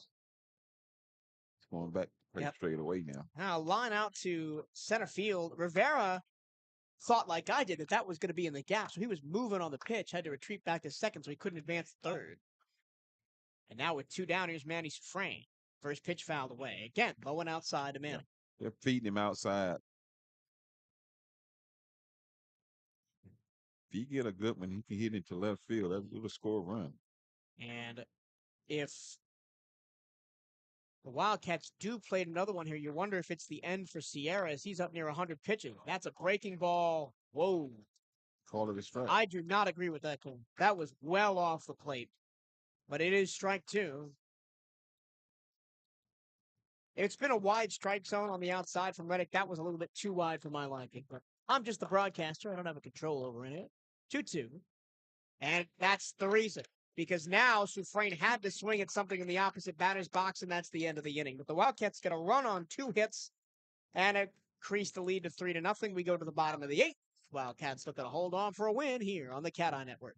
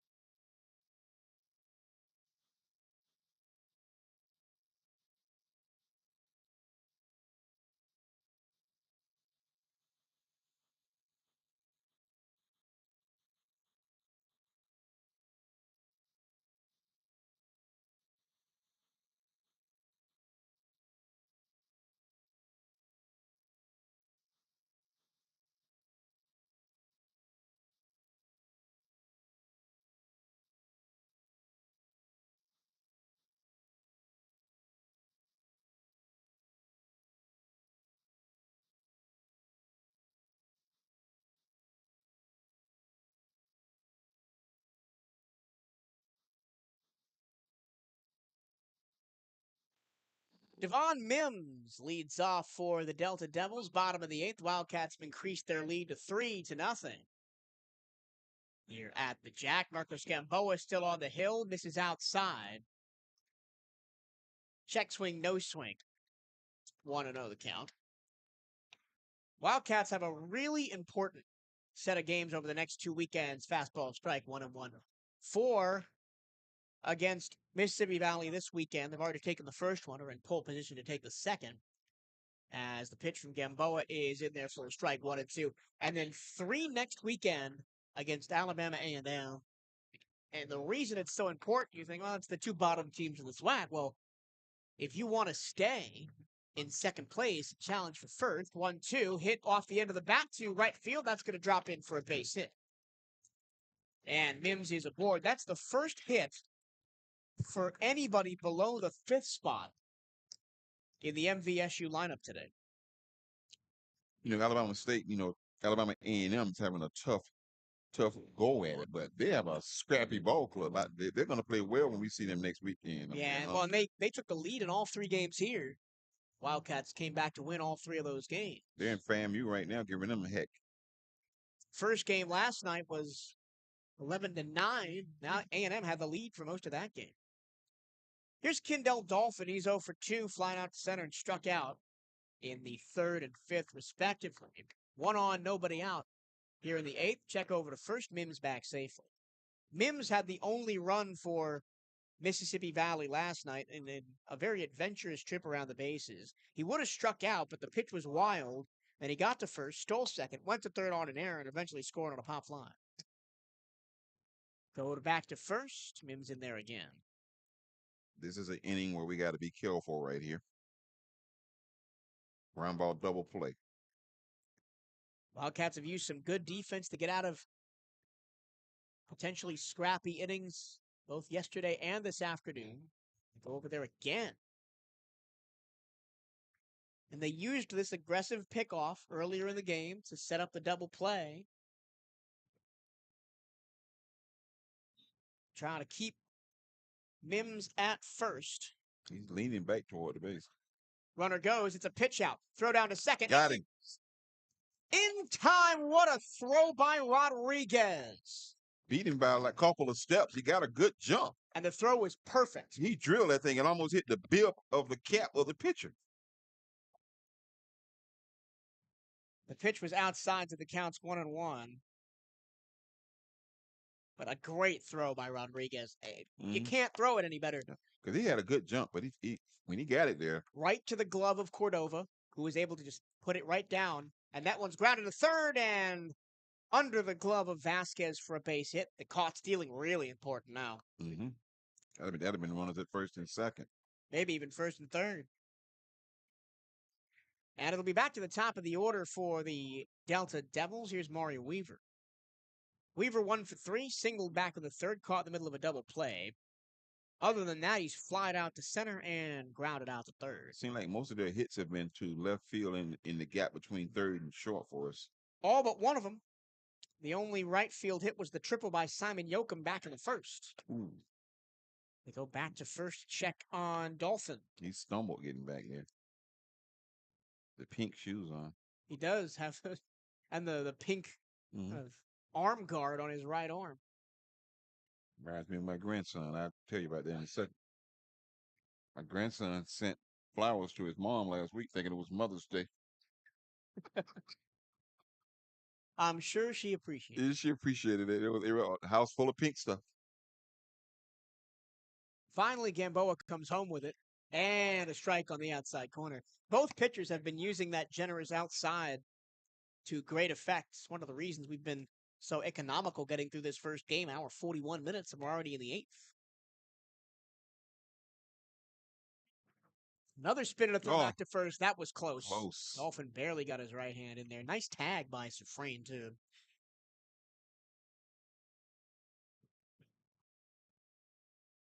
Dolphin just 1 for 3 on stolen bases this year. Statistically not a big threat, but the Wildcats still want to keep him over there. Bounce to the plate, and it gets to the backstop on a wild pitch. First one of those on the game. And they, after all that, trying to keep Dolphin away from second. Gets a free pass. They give it to him on a wild pitch. Yeah. Tanner Bocabello last night was great. Struck out 8, but was a little wild. Threw 3 wild pitches and walked 2. Thankfully, the Wildcats offense did the job, and the defense got him out of some sticky situations. But this takes away the double play with Dolphin on second, 1 out. The 1-1. High pop, shallow right. Rivera calls off Olison again and makes the catch. 2 down. That was a great pitch that time to force him to try to take that ball to right field. Couldn't get a good swing on it. He popped it up the right field. That will look huge in the playbook because that out right there, we needed it. And now there's 2 outs and a runner in scoring position instead of 1. And it was shallow enough Great pitch. that Dolphin couldn't advance the third. That was an outside pitch. Look at where Dolphin is right now. He's almost a quarter of the way to third base. They spin and try to get him. Man, Dolphin is back safely. He's long and lean, Kendall Dolphin.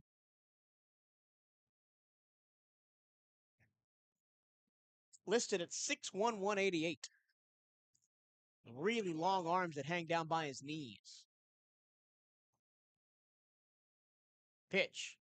Outside and low for ball 1 to Simon Yoakum, who is 1 for 3. Tripled to deep right field in the first. Was eventually stranded there. Grounded into an inning-ending double play in the third. Flied out to center in the sixth. And Yoakum was 0 for 4 last night. 1-0. Outside 2-0. They go back to second. Got him. And he's Oh, safe. my goodness. Wow. Now you wish you had the replay. Ramses Cordova knocked Dolphin's helmet off and walked toward the bench thinking he got him. We thought he got him up here, but the referee says, referee, what sport am I watching? Umpire says safe. I thought he had him. But Dolphin starts way back behind the running lane and then moves up into it. Big cut and miss. Fastball inside corner. He's trying to block the shortstop from coming in on him. And then he walks up. Watch him. He'll walk straight back. He's talking to Cordova at short. And now he walks to the running lane. They're not covering third, so watch him maybe try and take it. The count is 2-1 on Yoakum. Here's the pitch.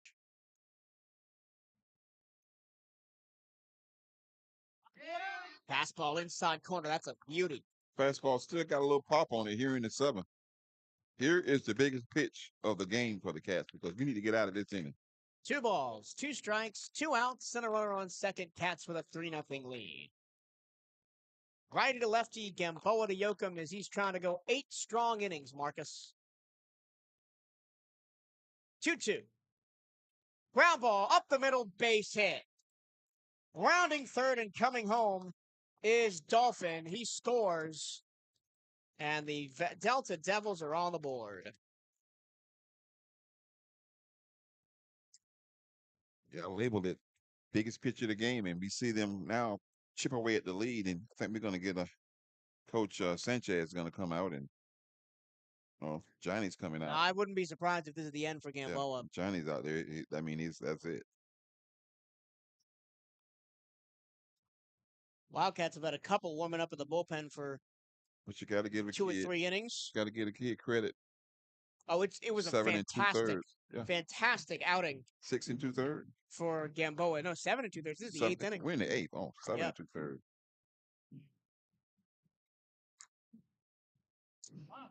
So Draylon Holmes will be the next batter, and he will face a brand new Wildcat pitcher. We'll tell you who that pitcher is after a quick word from Southeast Toyota Dealers. Today's highlight is brought to you by Toyota.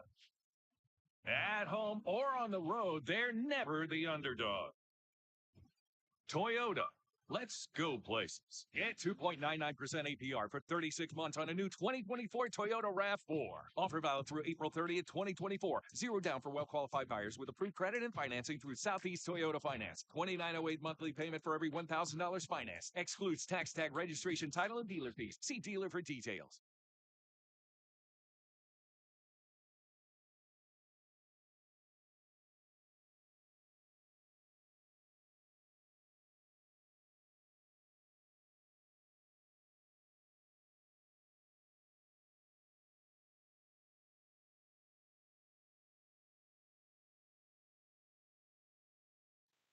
New batter will be pitcher, will be Dylan Dudonis for Bethune-Cookman, the junior from Jacksonville and a transfer from FSCJ.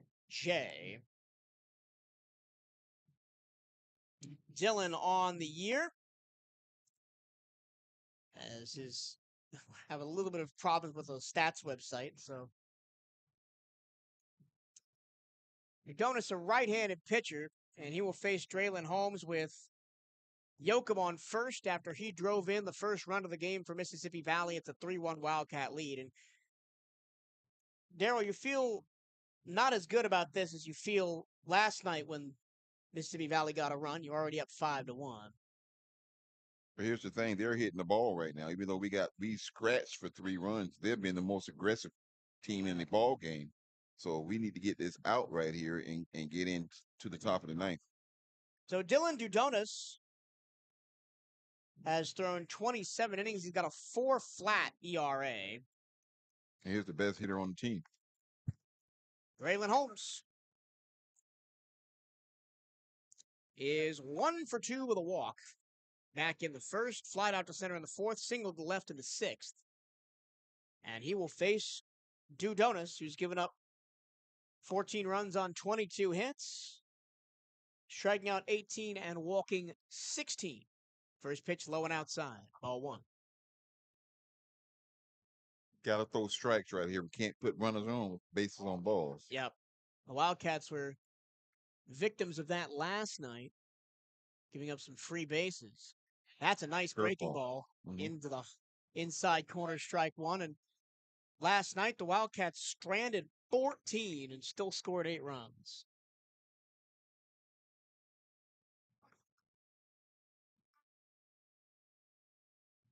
That's a nice fastball, changing up the speeds on Holmes, swinging a missed strike 2. Today has been a much cleaner pitched game by both Sierra and Gamboa. Almost no walks in the entire game. Last night there were free passes, hit by pitches, walks all over the place. 1-2 in the dirt. Runner goes to second, no throws. So a stolen base for Yoakum. With 2 outs, I'm not sure the Wildcats are too worried. But it does take away the easy play at second of a ground ball up the middle. 2-2, 2 outs, runner on second. We're in the exact same position we were when Yoakum was at the plate. He ended up singling in Dolphin. Strike 3 called outside corner. Holmes hangs his head. Dudonis does the job. 1 run on 3 hits, and 1 left for Mississippi Valley. We go to the 9th. Wildcats have 3 outs to try and pad their 3-1 lead here on the CatEye Network.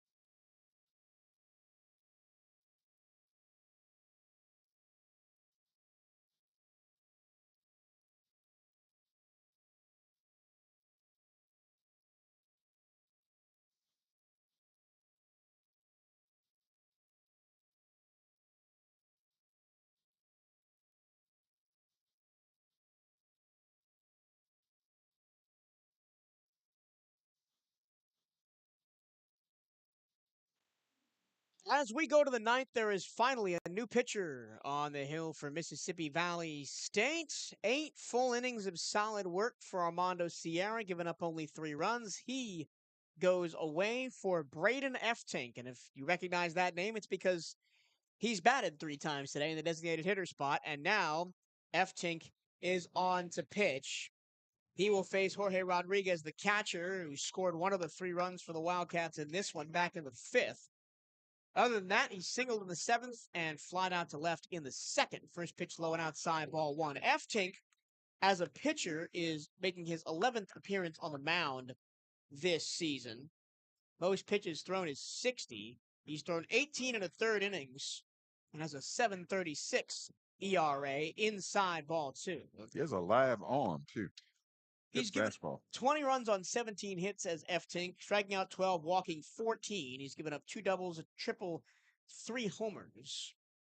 And the pitch is inside, ball 3. And this is where Mississippi Valley got themselves in real trouble last night. Their starting pitcher, Whitfield, walked 6 batters in the first 2 innings, and the Wildcats plated 5 runs.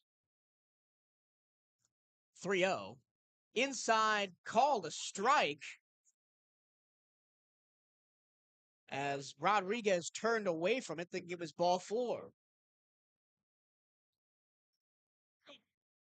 Coach doesn't agree with the count right here. Work the count. Now 3-1. That's right down the middle, 3-2.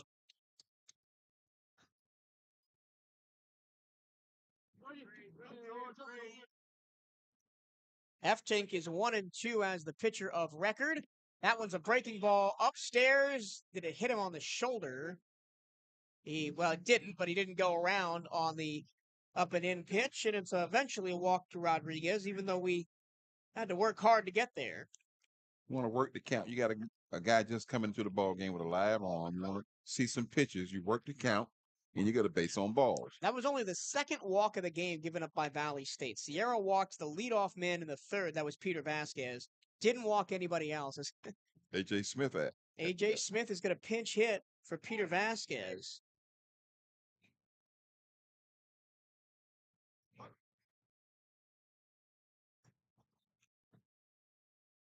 One on, nobody out. Smith bunts it, sky-high pop behind the plate, a dive, and it's off the glove of Washington, and Smith gets another lease on life. Yeah, the catcher didn't see it at the first, then he couldn't get to it. A.J. Smith Jr. from Kilgore, Texas, out of Bishop Gorman High School. Transfer from Wharton County Junior College. He's batting 200 on the season, but mostly uses a pinch runner, AJ, because of his speed.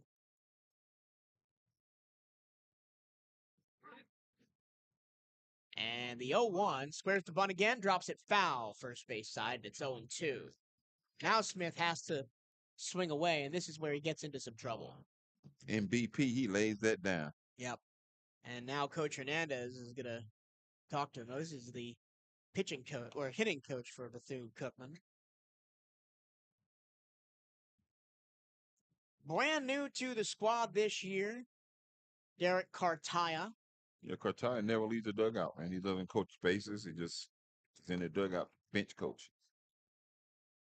Cartaya coming up here from FIU, where he was a player and then a graduate assistant.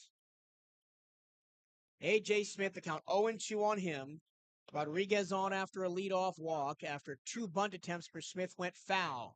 Corners way in. Here's the pitch. It's high. He squared like he was going to do something there. Yeah, and that was a pitch out too. The pitch was way high, trying to get the bunt and run out at second. 1-2, squared to bunt again. Drops it down. This time fair down the first base line. And he built it. Oh my goodness. F-Tink couldn't come up with it on the bare hand, and everybody's safe. That's an error. See, I mentioned earlier how Johnny is doing things here, being aggressive with the bunt with 2 strikes.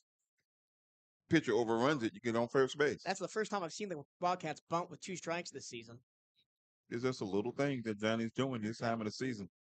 Now here's Ramses Cordova. A.J. Smith, I'm not sure what they're going to get a pinch runner at second for Jorge Rodriguez. That probably means they will bring Irvin Escobar in to catch the next inning. This is Xavier Cintron pinch running. He looks fast. Cintrone and Smith are the two guys they bring in to pinch run the most on this team. But I was saying about A.J. Smith, as here is Sergio Rivera, 2 on, nobody out. And Eftink deals, squares to bunt, pulls it back, ball 1. That Smith is the fastest player who's ever coached, and we had Highland Hall on the team last season.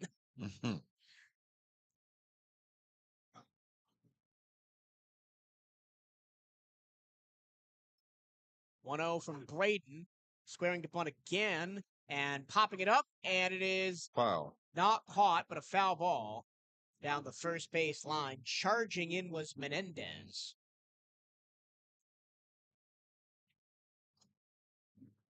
And the infield playing way in for Valley as the Wildcats try and small ball their way to some runs here in the top of the 9th. Already, Rodriguez walked, moved to second on an error bunt by A.J. Smith. And now Ramses Cordova trying to continue to move the runners over. The count is 1-1. Here's the pitch. Squares to bunt. Bunts it foul. Do you throw a breaking pitch when they're bunting? Hopefully the spin of the ball that causes it to pop up or go foul. You think? That's not a bad idea. You throw that cement truck up there. Or if you throw a fastball, they'll bunt it hard to somebody, and you can get a double play. 1-2. Let's see if he bunts again with 2 strikes.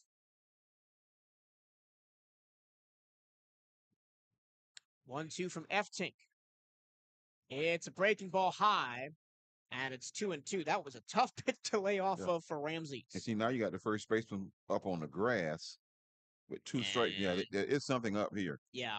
With 2 strikes. Everybody's coming in. He's saying 1 at a time. Umpire says no, we're going to try and call timeout, and I don't think that the Wildcats have a timeout. Because you get 1 timeout per batter. And Coach Cartaya talked to Ramses Cordova before he got in the box. They're going to let him have the timeout. So everybody's there. The 2 runners on base, Cintrone at second, Smith at first, the batter Ramses Cordova, and the on-deck hitter Colton Olison. They are planning something here. But now the Wildcats are out of timeouts. That's what you call killing 4 birds with 1 stone right there. Count is 2-2 on Ramses Cordova. First and second, nobody out. Corner infield way in for Valley. He squares to bunt. They turn it a throw back to second, and safe is Cintrone. You got to be careful there, Valley. If that one gets into second base, then it's second and third. They did do that once yesterday. Just like a bunt. Cordova squares to bunt again with 2 strikes. The pitch from Eftink. He pulls it back. The pitch is up and in. Double steal. And a double steal. Everybody's safe because Washington dropped the ball. That's the play Johnny had put on. The first pitch, he tried to get a pickoff move. They kept the play on. He drew back and a double steal. The count is now full 3-2. Second and third, no outs in the 9th. Wildcats trying to build on their 3-1 lead. And the infield is all the way in. Here's the pitch. Outside, ball 4, and the bases are loaded. And I think in this situation, I would rather walk Cordova to get to Olison to potentially ground into a double play. I'm going to say it for the 5th time. The little things that Johnny does. That time, by causing him to drop that ball on a double steal, you get ball 4. Now you got the bases loaded. Wildcats stranded the bases loaded twice yesterday without getting a run each time. First pitch high to Colton Olison, ball 1. Olison needs to work the count right here, make him throw a strike. Colt in the game hit a ground rule double to left center in the 3rd. Then a pop fly to shallow center, RBI in the 5th, and flied out. Yeah, that's a ground ball. Base hit to left. Coming home is Cintrone. Smith around 3rd. With his speed, he's way safe. And it's a 2 RBI single for Colton Olison. Just what the doctor ordered. It's 5-1 BCU. And how did this all start? It started with Johnny tinkering with the base runners, tinkering with the double steal, sitting on the count, and it caused 2 runs. 3 RBIs on the game for Colton Olison. And now it's first and second, still nobody out of the inning. Daniel Figueroa back to the top of the order. Here's the pitch. He squares to Bonds. He pulls it back. It's a strike on the outside corner. And this inning is almost exactly what killed Mississippi Valley last night. Couldn't throw strikes for a lot. For two of their pitchers, really couldn't throw strikes. What they did throw in the zone was soft enough to be hit hard. As Figueroa pops this one foul territory first base side, and It's in the Budweiser bullpen. Early will let it go. And the Wildcats just kept moving the runners over, and they didn't do it as efficiently as you would have liked. As I said, they left the bases loaded twice and second and third once without getting a run. But it works perfectly when everybody does their part. You see what happens. F-Tink's 0-2. Runner goes to third. Pitch is low. Double steal. Everybody's safe. And so now, once again, it's second and third. Nobody out. Cordova on third. Olison on second. When you work your count and you get the pitch that you want, you can hit it in the left field for 2 RBIs, and that's what happened. Now everybody's in the infield, all in on the grass. That one's hammered. Foul left field line. Figueroa timed that one up just a little bit early. You know when somebody's got it because the sound off the bat is different. Figueroa, second and third, trying to really turn the screws here with 2 outs. 2 already in the ninth, 5-1 BCU. And the pitch is hit in the air to right field. Moving in is Yoakum. He makes the catch, tagging from third, coming home. The throw is offline. Ramses Cordova scores 3 runs in the inning for Bethune-Cookman. It's 6-1, and now the score looks like it did yesterday. Ramses stayed kind of awkward that time and got up kind of rubbing his knee. I hope he didn't hurt himself. So it's 2 down now. Runners at first. No, one down. 1 down. Because Rodriguez walked. A.J. Smith pinch hit and bunted for a error, got on.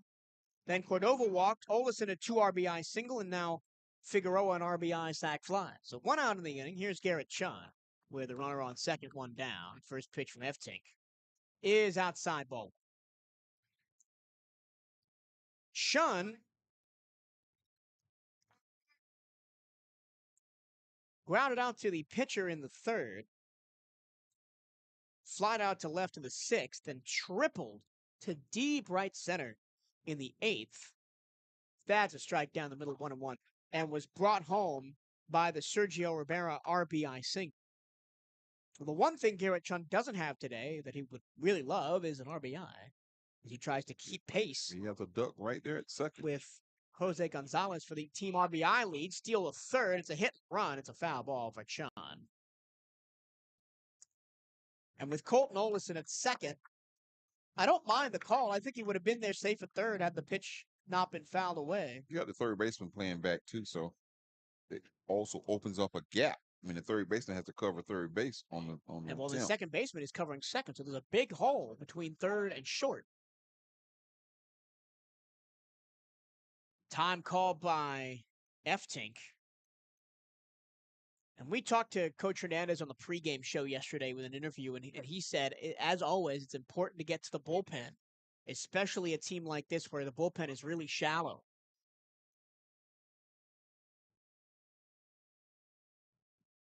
F-Tink's 1-2. Hit in the air to shallow left. Holmes makes the catch and fires in to keep Olison at second, 2 down. You see, that time we didn't send a runner to third base, and he could have got double up. And now here's Sergio Rivera, who started this game 0 for 3 with 3 strikeouts, and then in the 8th, with Chun on third after his triple, grounded one up the middle for a base hit to score Garrett. So, you know that was a big one for Sergio's confidence. Oh, yeah, absolutely. And he's been hitting the ball, though. Because Coach Cartaya talked to him before the at-bat, just told him to be patient, take what the pitcher gives you. Here's the first pitch to him from F-Tink. That one is hammered to left, but straight at Holmes, who makes the catch to end the inning. But the Wildcats get 3 runs on a hit, an error, and 1 left on. And we go to the bottom of the ninth. The Wildcats have broken it open. They lead 6-1 right here on the CatEye Network.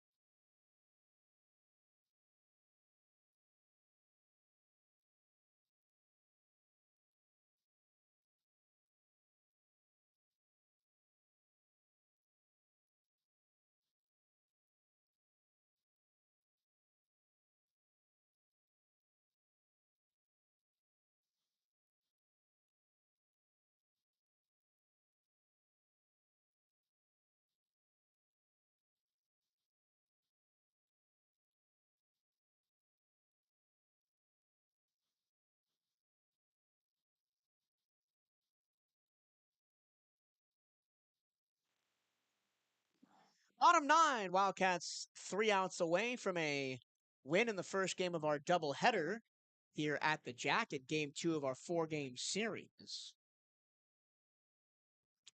This would be where Braden Eftink bats, but it's going to be a pinch hit situation.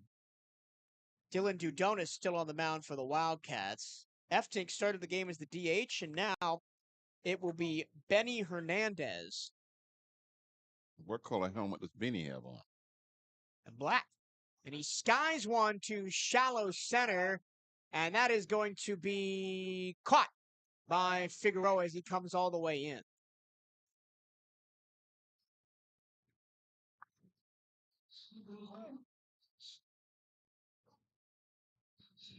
Hernandez played last night, Benny did, and actually had a pretty good night. 2 for 4, single and a double, but he can't get anything to go right there. Just popped it out. Here's what would be Ty Washington, but another pinch hitter is, oh no, it is Ty Washington. My apologies. I read 12, not 21 on the jersey. I just did that. And a foul ball right at home plate from Washington. Washington 1 for 3. His hit, an infield single to the shortstop. He looks almost like Roger Clemens with that 21 because of the build. Chunky guy up top.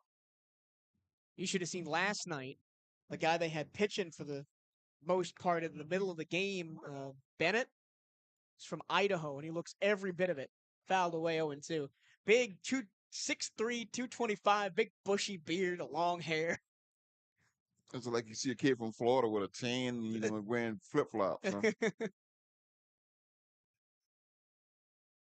I'm trying to get my Roger Clemens story in for the end of the game. Oh, you got a whole second game. Oh, okay. Remember, we were out here for a twin bill this afternoon. There's a fastball high. 1-2 the count to Washington. But as far as first games of a doubleheader go, this one's been pretty good. 2 hours. Dudonis deals. Fastball, outside corner, strike 3. Beautiful. And Dylan has got 2 strikeouts in 3 batters faced since coming on in relief for Gamboa. We're seeing great pitching on the Wildcat side of the Diamond this afternoon. You got your starter comes in and gives you great 6, 7, 8 innings. Your relief pitcher comes in throwing strikes. Yep. And I want to talk about Gamboa as Jack Early comes in, potentially the last ups of the game for Mississippi Valley. Here's the first pitch, is a strike. Gamboa's last 3 outings were all iffy, right? The games against Alabama A&M where he gave up 4 runs in the first, and the Jackson State game where they scored 19 runs, and there's strike 2. Valley out of their last strike.